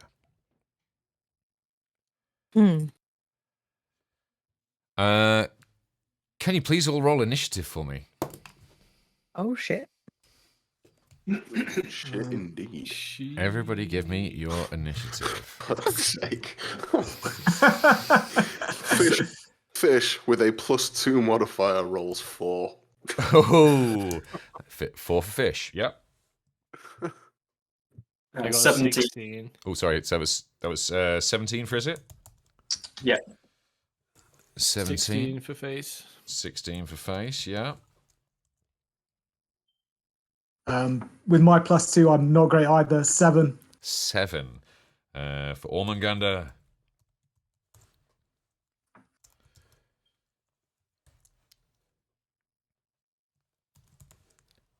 See, Zoe's an old school RPG player, so when she does, like, when I ask her to roll for anything, she's doing it on a D20 and working that shit out.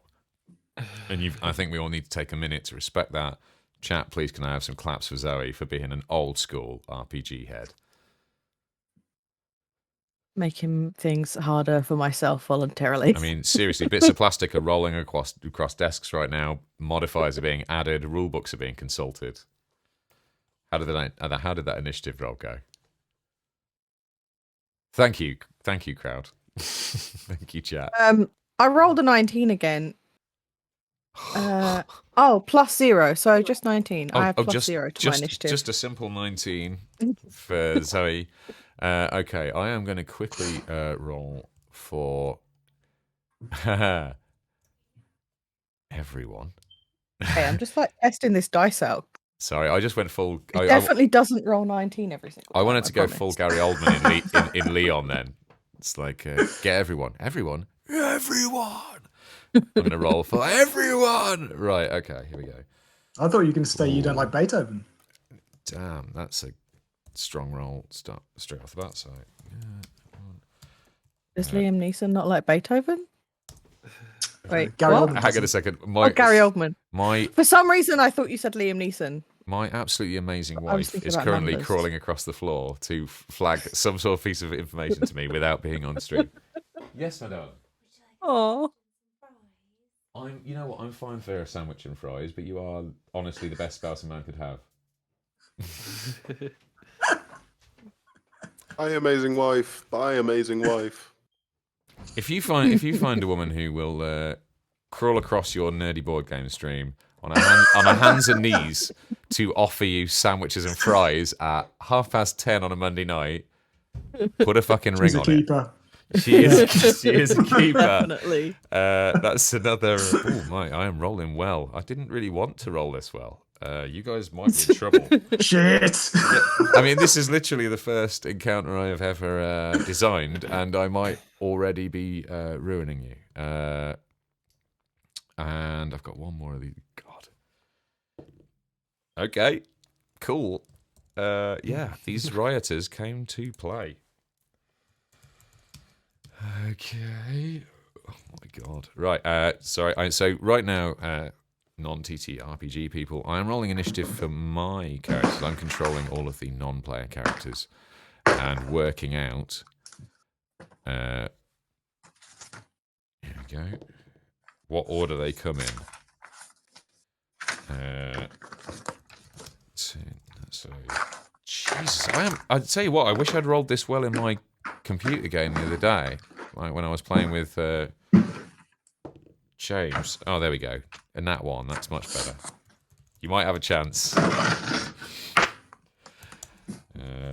Okay, and then finally, the security bot.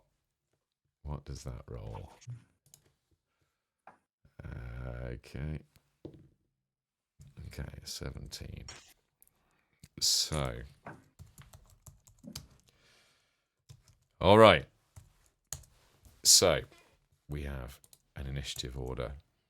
And I can't lie, it's not brilliant for you guys. So,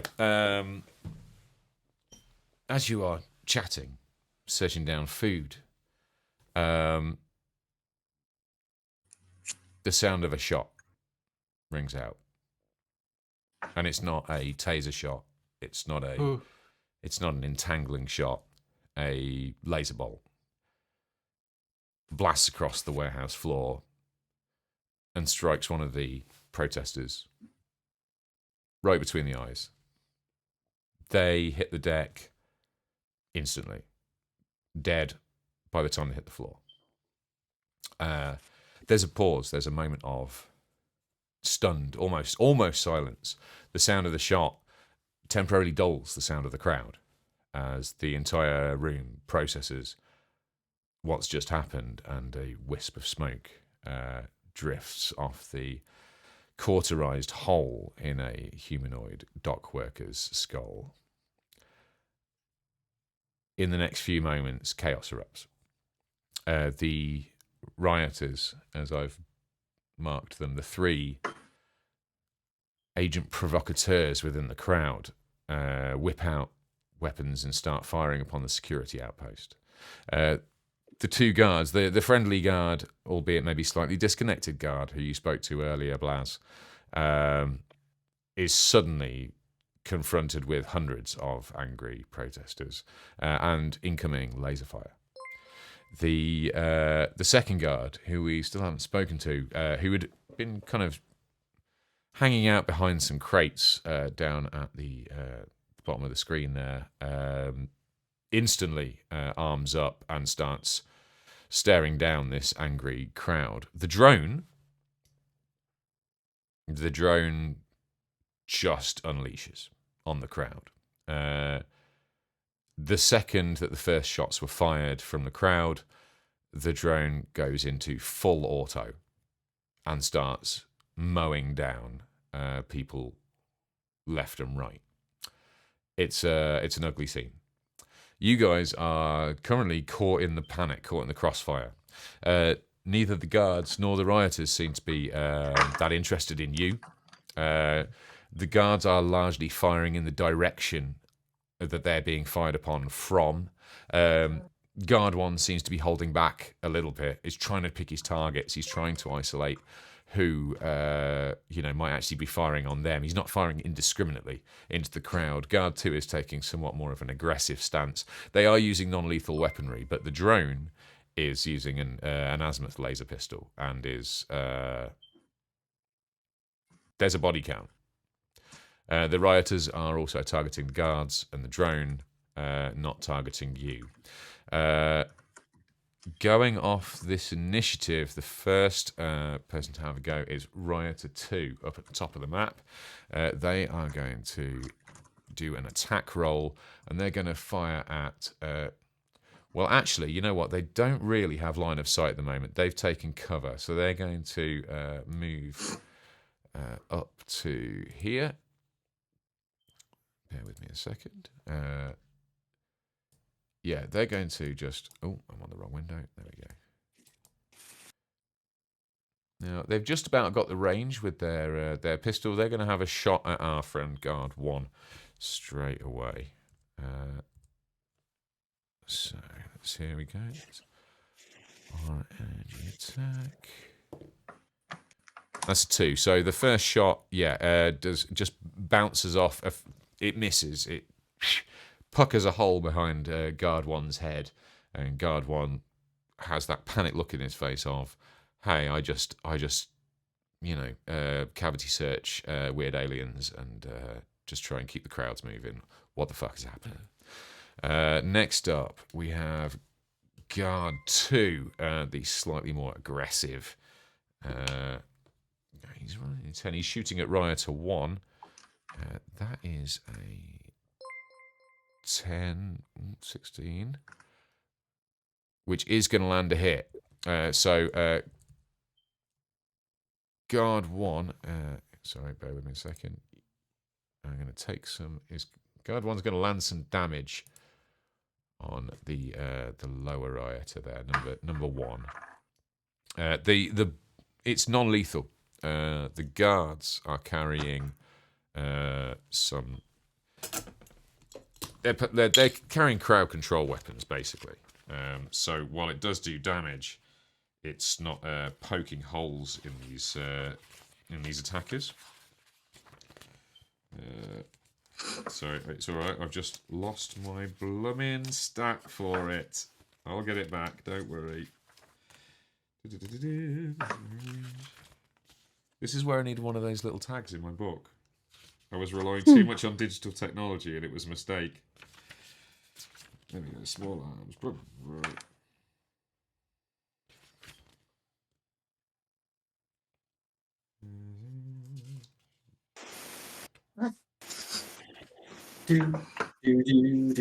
Thank you for that whole music. I appreciate you. Do do do do do do do do do do do. Guys, you know our speed. You know, you've got a speed stat on your profile. Yes. Is that just How does far that you can relate move. to how in like a turn or Yeah. In a move action, yes, absolutely. a move action, right? Okay, so that's going to be 1d3. Yep. So we're going to land some I damage. just imagine Face is watching this all happen with a lizard stick hanging out of his mouth, like, what's going on? So Amazing. while you're digging out that stat, Yes. the rioters or agent provocateurs opened fire on the crowd first. None of you saw where the first shot came from. Okay. All you know that Not a shot even was fired. Clara? A protester was the first to die. But that is what you know. Where the shot came from, you can't tell. Not even Clara saw where it came from. Even with your amazing perception, Wow. I mean, what you managed to do was make out the model of weapon on the drone, which is pretty impressive. But in the process of spotting that, the shot Just rang out. Seeing who made the shot is basically the equivalent of trying to jump 20 feet. yeah, but the difference is I'm not going to argue about it for 20 minutes. So I'm just going to say, okay. Okay, so that's a 3. Okay, so that's going to be a 1. All right, so 2. Okay, so they take some damage. So yeah, Rider 1 is down to. Okay. Right. Okay, so Guard 2 fires at Rider 1. Next up in order was Guard 1. Guard 1 now can get a view on the second rioter, so they're also going to take a roll. And that is a fail. So, yeah, they ping harmlessly off the... Honestly, you can kind of sense Guard 1's heart might not be in it, even with non-lethal weaponry, as his shot ricochets off not even a close container. So, next we move on to Zoe. Zoe gets the next shot. So what do you want to do? So you can do a move action, you can do a standard action, and maybe even a swift action. So what would you like to do? Yeah, what the hell's going on? Okay. At the moment, I have a you are dog still screaming next to you me. are still not under attack. Nobody is shooting at you as yet, but it is chaos. Okay. So the first thing I'm gonna do is sort of turn to Izit and just say, we should take cover. And run. I need to switch from the measuring thing to the moving thing. Run over. Wait, where was the? Yeah. You are caught out in the open there for sure. Run over there. Nice. Okay, so you bolt behind some crates. Yep. Okay. And I'm gonna. I don't want to take my weapon out yet, so I'm just going to keep my hand on it. Okay. Just in case. Okay. And just kind of wait to see what happens, basically. Just try and, from the little I can see around right now, try and scope out what's going on amidst the chaos. Yeah, you're trying to get a read on the situation. Understood. Yeah. Okay. But she doesn't want to start adding more weapons to the mix, so she's going to be ready just in case, but she's not going to pull her weapon out yet. No problem. Okay. Which leaves Rioter 1 up next. So Rioter 1 is going to shoot at Guard 2. That we've got a plus. That, I think, is going to hit. It does hit. So Rioter 1 is hitting with a pistol. So that's 1d4. Okay, so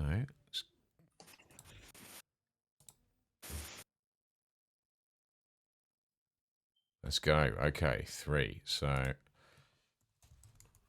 guard 1. So guard 1, guard 2. The gruff looking meathead, because there's always one. Takes some damage, and he's now. That's it. Now he's in the fight. He is in the fight now. There's no more Mr. Nice Guard. He's taking shots. So we move on to the security bot. Actually, can you Izit, can you give me just a D6 roll on Owlbear? Just a bog standard D6. 4. Okay. Oh, okay. All right. Well, in that case, the security bot goes next. So the security bot, I can't lie, is on a rampage. The security bot moves up. It is not happy. And it's going to...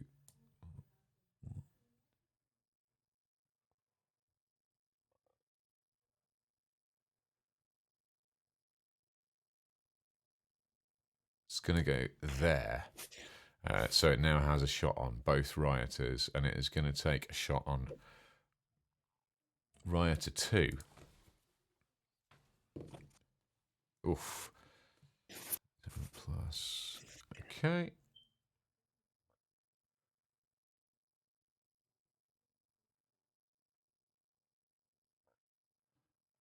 And it has plus 6. So that's been a 13. Okay, that hits. So roll for some damage. D4. So many windows going on over here, folks. You have no idea. Oh, and that's a bad hit on Rioter 2. Oh, and that's a bad miss. Oh, that's a bad miss. Rioter 2, despite being behind nice cover, gets winged. Gets winged by the azimuth laser pistol of the security robot. And they're hurt. They're hurt. Okay. Moving on, we're on to Izit. Izit, tell me what you do. You're caught out in the open, and there's a crazy firefight going on. Have I been able to witness the drone actually popping holes through people yet? What you have seen is some pretty... I mean, there's some pretty indiscriminate firing going on both sides. But the drone neither has of them killed, are... like, a lot of people, right? Essentially, the guards are... One of them... Guard 1 is attempting to fire at those that are firing at him with his non-lethal weapon.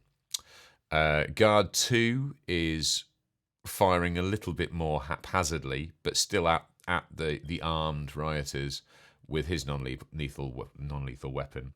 The drone is kind of targeting protesters. The rioters are still focused on the security forces. However, I think whoever you engage is likely to notice you. Or do I see the drone as being an actual lethal threat? It's shooting real lasers. Okay. My intention then is to move to cover whilst screaming at the top of my lungs for the guy in the gantry to turn off the fucking drone before more people get killed. Okay. All right. Yeah. Nice. So you run for cover. When you get to cover, do you want to use your standard action for doing anything else? You've used your move action. I'm going to engage and try and draw fire on the drone You're going to shoot the drone. as I have cover. Yeah. Okay. I'm gonna aim. Okay. In that case, yeah. Give me a shot. Tell me what you managed to pull off with your attack What roll. roll do I need to do? Attack roll. Yeah, it'd be an attack roll with whichever weapon you choose to use, which I guess in your case would be the skip shot pistol. Yes. Lovely. Is a 13. A 13. And that hits against kinetic energy armor class, I believe, doesn't it? Yes. Kinetic. You say, sorry, 15 or 13? 13. 1-3. Your skip shot pistol. It was a relatively well aimed shot, but it is ultimately a small hardened metal target. Your skip shot pistol round ricochets off, a glancing blow, but no damage given. But the drone has just spotted you and has spun to the direction of the new threat. As it spins, am I allowed to drop prone so I can hide away even more? You can drop prone as a swift action. Absolutely, yeah. You can duck and hide. Absolutely, it will give you I'll give you slightly improved cover on that. To be fair, from that drone, unless it moves. Yeah, that's what I do. Okay, so after Izit, we are on to Face. Face, what do? You've got your mouth full of lizard kebab, and it's kicked the fuck off out of nowhere. What are you doing, bud? So yeah, I obviously see the drone just shoot a load of people. Everything kicks off. Someone else has shot at the drone. They've clearly had the same thoughts that I've had, that it's the only one doing real damage. It's not cricket, is it?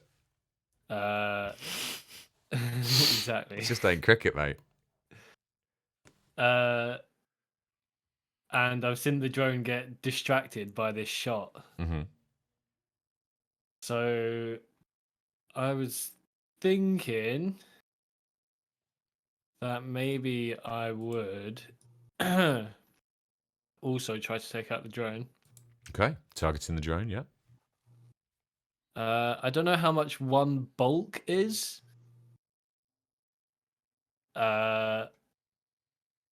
But I'm gonna try and use my spell, Ooh. translocate object. Okay. Oh, I see what you're trying to do. Keep going, in case I'm getting ahead of myself.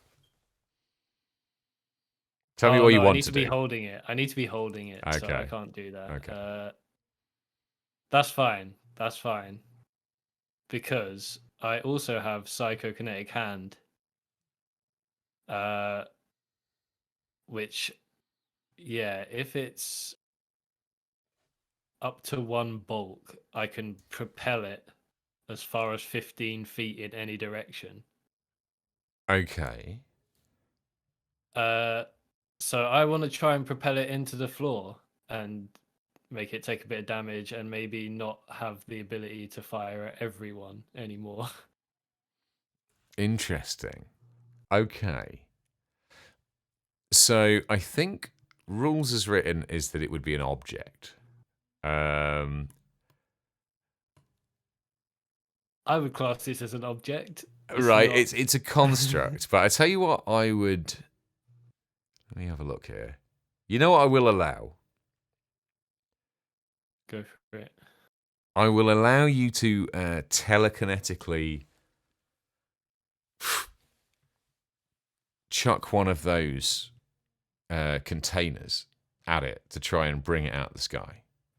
If you want to try it, so one of those containers. Now, of course, one of them, Clara is currently taking cover behind. Yeah. The other one is, I would say, a smidge over 15 feet away. So it would be more of a It'd be more of a punt. So I'll leave it up to you. Do you want to try? Do you want to use the container that Clara is hiding behind to try and wing this drone, or do you want to grab the slightly tougher shot, but the container that is not as much in use right now? Or do something else. It's up to you. If I've seen someone hide behind this container, I probably don't want to throw that one. Okay. So I'm gonna try the other one. You're gonna wang that southerly container right at our drone. Yeah, and try and just like knock it out of the air or off balance or something. Okay. Cool. All right. So you have that has a save DC, doesn't it? There is a save DC to psychokinetic hand. So I think psychokinetic hand.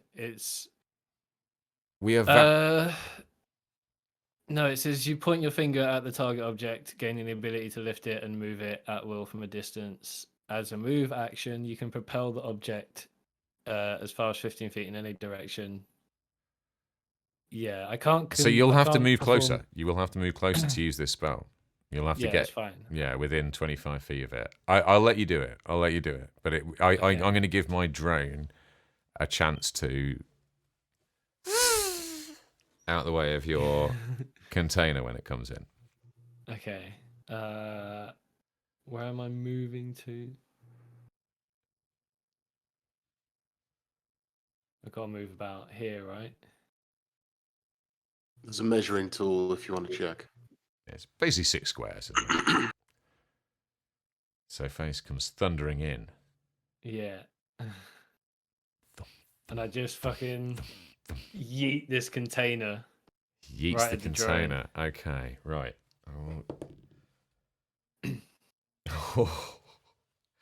The drone manages to dive under this container. That, my friends, is a nat 20 for them from the GM. I do apologise. That drone is just bossed that manoeuvre. He Matrix Neo'd his way out of that container, and now he's like, "Oh, you want a piece, do you?" So you now have his attention as well. Okay. Is there anything else I can do? That was a move action. Yeah, so you moved, and then instead of taking a standard action, you took another move action effectively with your spell. So the only thing you could do is just any swift actions you might have, but otherwise that is basically. I mean, you could drop prone, but it seems. Do I have any somewhat swift redundant actions? Oh, I can change grips or drop prone. So yeah, I'm just gonna stand there. yeah, it was me. Yeah. Okay. And what? So next in we.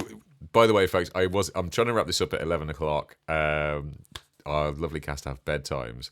So what we're going to do is we're going to get to the end of this combat round and then draw it to a close. But for next up, we do have Ormungandr, and I can tell he's been raring to go. Yeah. Ormungandr, what do you do? So presumably I've seen my new mate face sort of advance towards this drone. Mm-hmm. Everybody's targeting the drone. I was initially going to say, look to him, Matt, let's grab some cover and maybe think about what we're going to do. But as he's already charged in, I can't allow him to steal all the glory. So my question is, yes, how much distance can I cover and engage? So my speed is 30 on land, but I don't know if what that corresponds to. Basically, really. you could move 6 squares, and I think you have some reach as well, don't you? You have like a reach of 5 feet, right?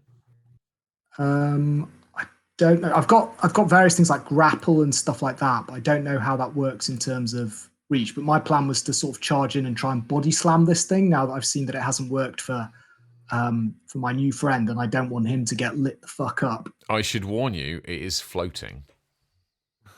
It is currently floating in the air, so you are gonna struggle even with your wicked jump shot to engage it in melee combat. How far in the air is it floating? I would say 10 feet. 10 feet. So it's I'm floating over the crowd. It's not taken off to the ceiling, but it's got a bird's eye view. It's kind of first floor. So what would I need to do to engage this thing, to grapple it? I mean, find a trampoline. But if it's 10 feet and I'm 7 foot tall, I mean, don't get me wrong. Like, yeah, it would. You could probably. that's not an unreasonable you attack jump. There are ways of you tackling something at 10 feet, but I think over that distance, in a straight yeah. run and jump, I don't think you're getting it. Yeah, I see what you mean.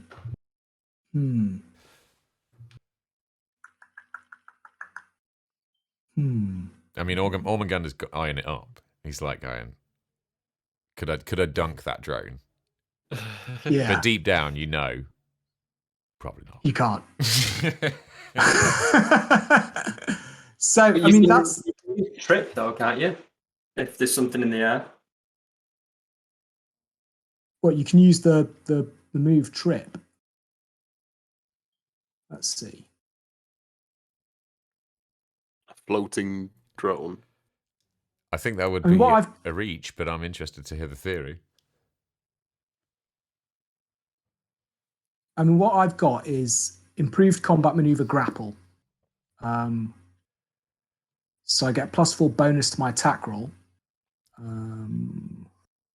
I would say that grapple and trip are kind of not available to you if it's the drone you want to go after. Yeah. So I guess my other point is, so I essentially can't engage the drone effectively, is what you're telling me. Not without a ranged weapon this turn. I think you're going to really struggle. I don't have a ranged unless you weapon. have some incredibly creative thing to tell me that you can do. But no, I can't. I don't see it at the moment. I look around to see if there's a pot plant that I can yeet at the fucking. You're looking for the dandelion that mugged you off earlier. You know what? Well, I'm guessing. Give me a perception roll, and it's going to have to be a bloody good one. I'll tell you that right now. Yeah, I need to get back to my stats. Sorry. No. Where is it? Oh yeah, quick. Perception roll, is it? Please. No, it's only 10, I'm afraid. A 10. You see your dandelion friend skittering off out the emergency exit, and while you relish the idea of cobbing him at the drone, you realise you missed your opportunity. So yes, you still have a move and a standard action available to you. I snap my fingers in frustration. So let's see. So I've got a standard move. So how many squares can I move? Six. Or you could do it. Or you could squares. use both moves to do something like a dash, and then you could move 12 squares, 60 feet. You could double your movement if you wanted to just sprint, charge into somewhere. Yeah. Now I can't pick up Face and carry him into cover, can I? No. Because he's too big. You could take cover behind me, but That's true. I was like, True. what could I do? I can't do anything to cover him. So presumably I can see that there's what looks like a white wolf also close to this drone. Yep. 2, 3, 4. You are aware of all of the current players on the field now, yes. You see, the problem is like I can't engage the drone. I can't think of anything that would allow me to, help Face in his current situation. Is the drone? Can I see what the drone is targeting or what they're doing? I mean, you see it whirling around, marking targets, ready for its next attack. But you can't read its intentions beyond it's going to start. He's going to continue shooting people. Right. Damn it. I'm gonna have to push you. We are in a heat of battle. Yeah. What does Ormungandr do? Right. I think You might not be able to claw charge anybody this round. I know No, that's but- disappointing. I know. I'm going to charge at the drone anyway in the hope of drawing fire and set myself up for a possible maneuver against it in the next turn. Because, the sensible thing would be to take cover just behind this, but that's not playing into the character. You're charging the drone. Okay, charge Ormungandr in there. Give me. You can do up to 60 feet, so you can get right in there. 6. So I'll move to here. Yes. Yeah, sure And, thing. You get right up in turn. that drone's mush. Oh, wait. He's actually, and then turn, so that next turn I can try and smash him. Oh, Lovely. Okay. Yeah. Excellent. Okay, so we have Ormungandr. There was, I think, one more. Yeah, Raya to 3 still gets a roll. So Raya to 3 is going to Raya to 3 is going to fire at the drone. With their asthma pistol, that is a hit, and they are going to score.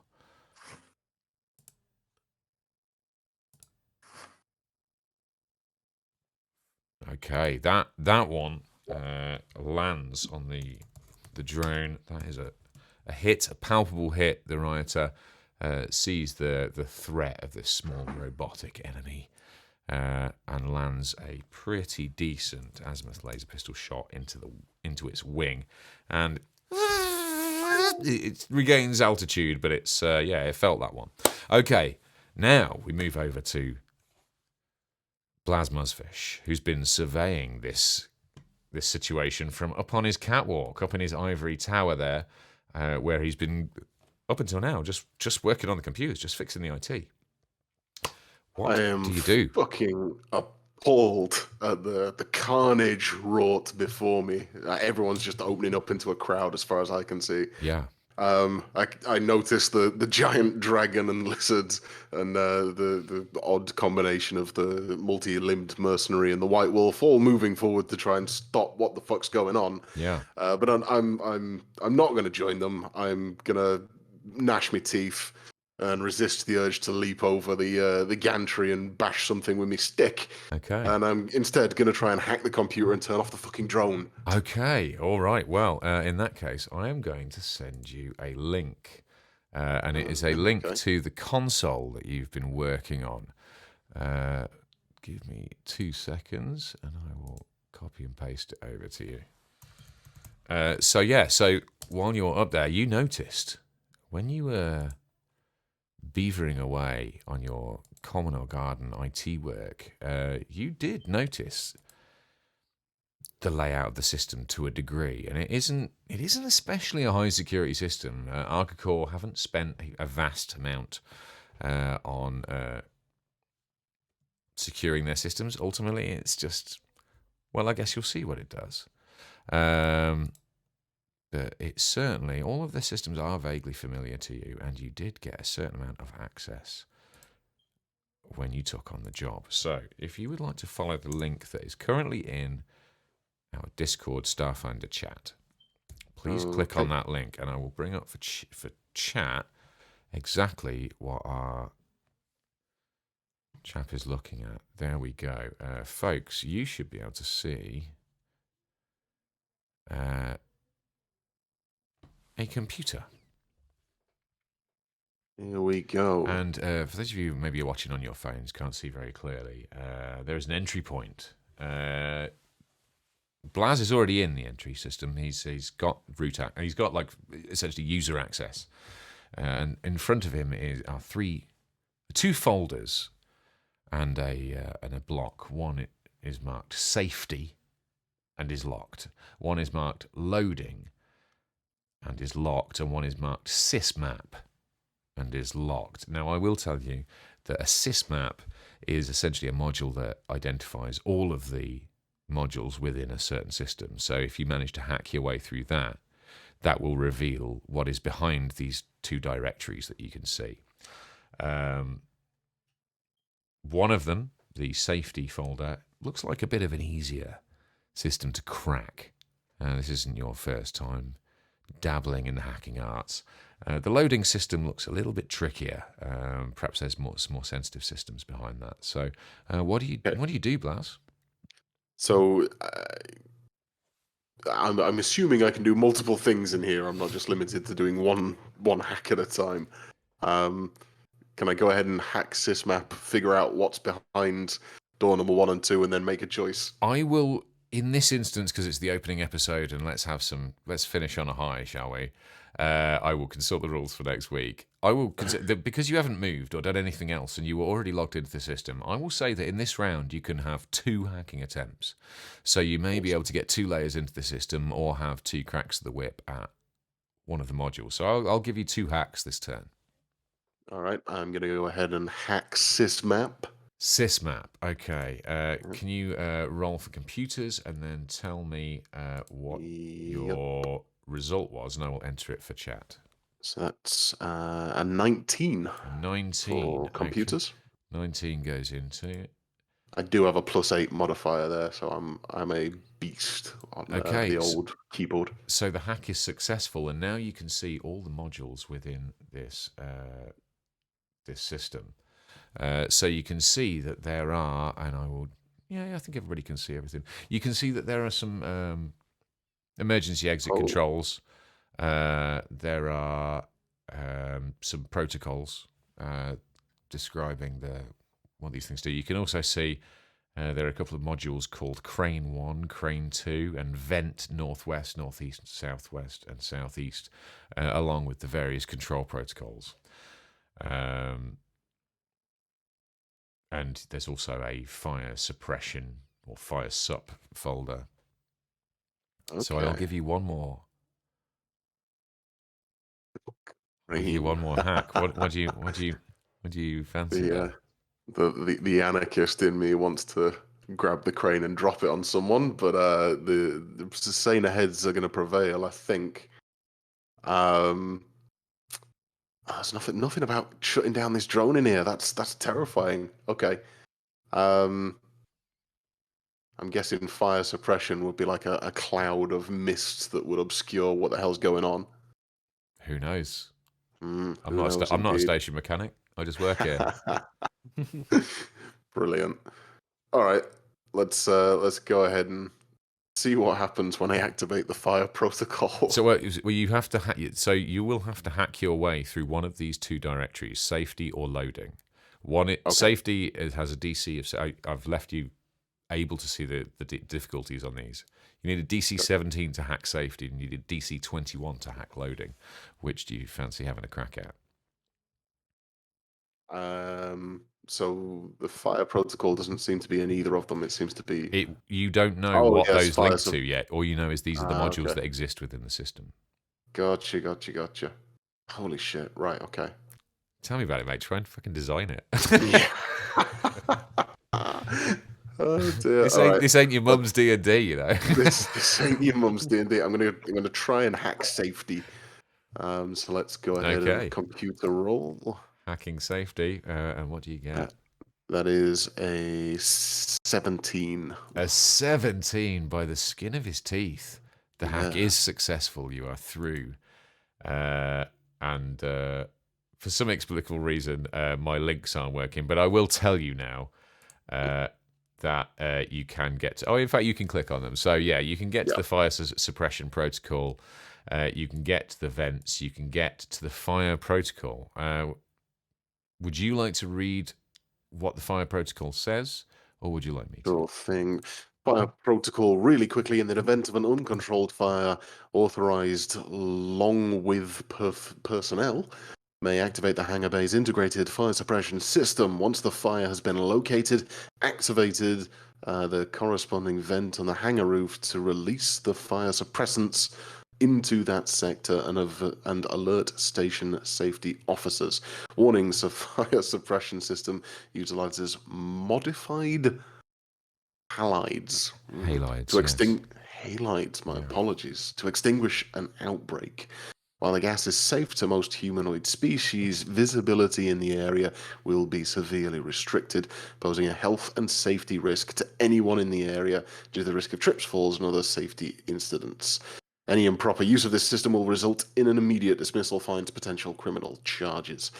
Well, that's never stopped me before. There you go. And unfortunately, that's your go.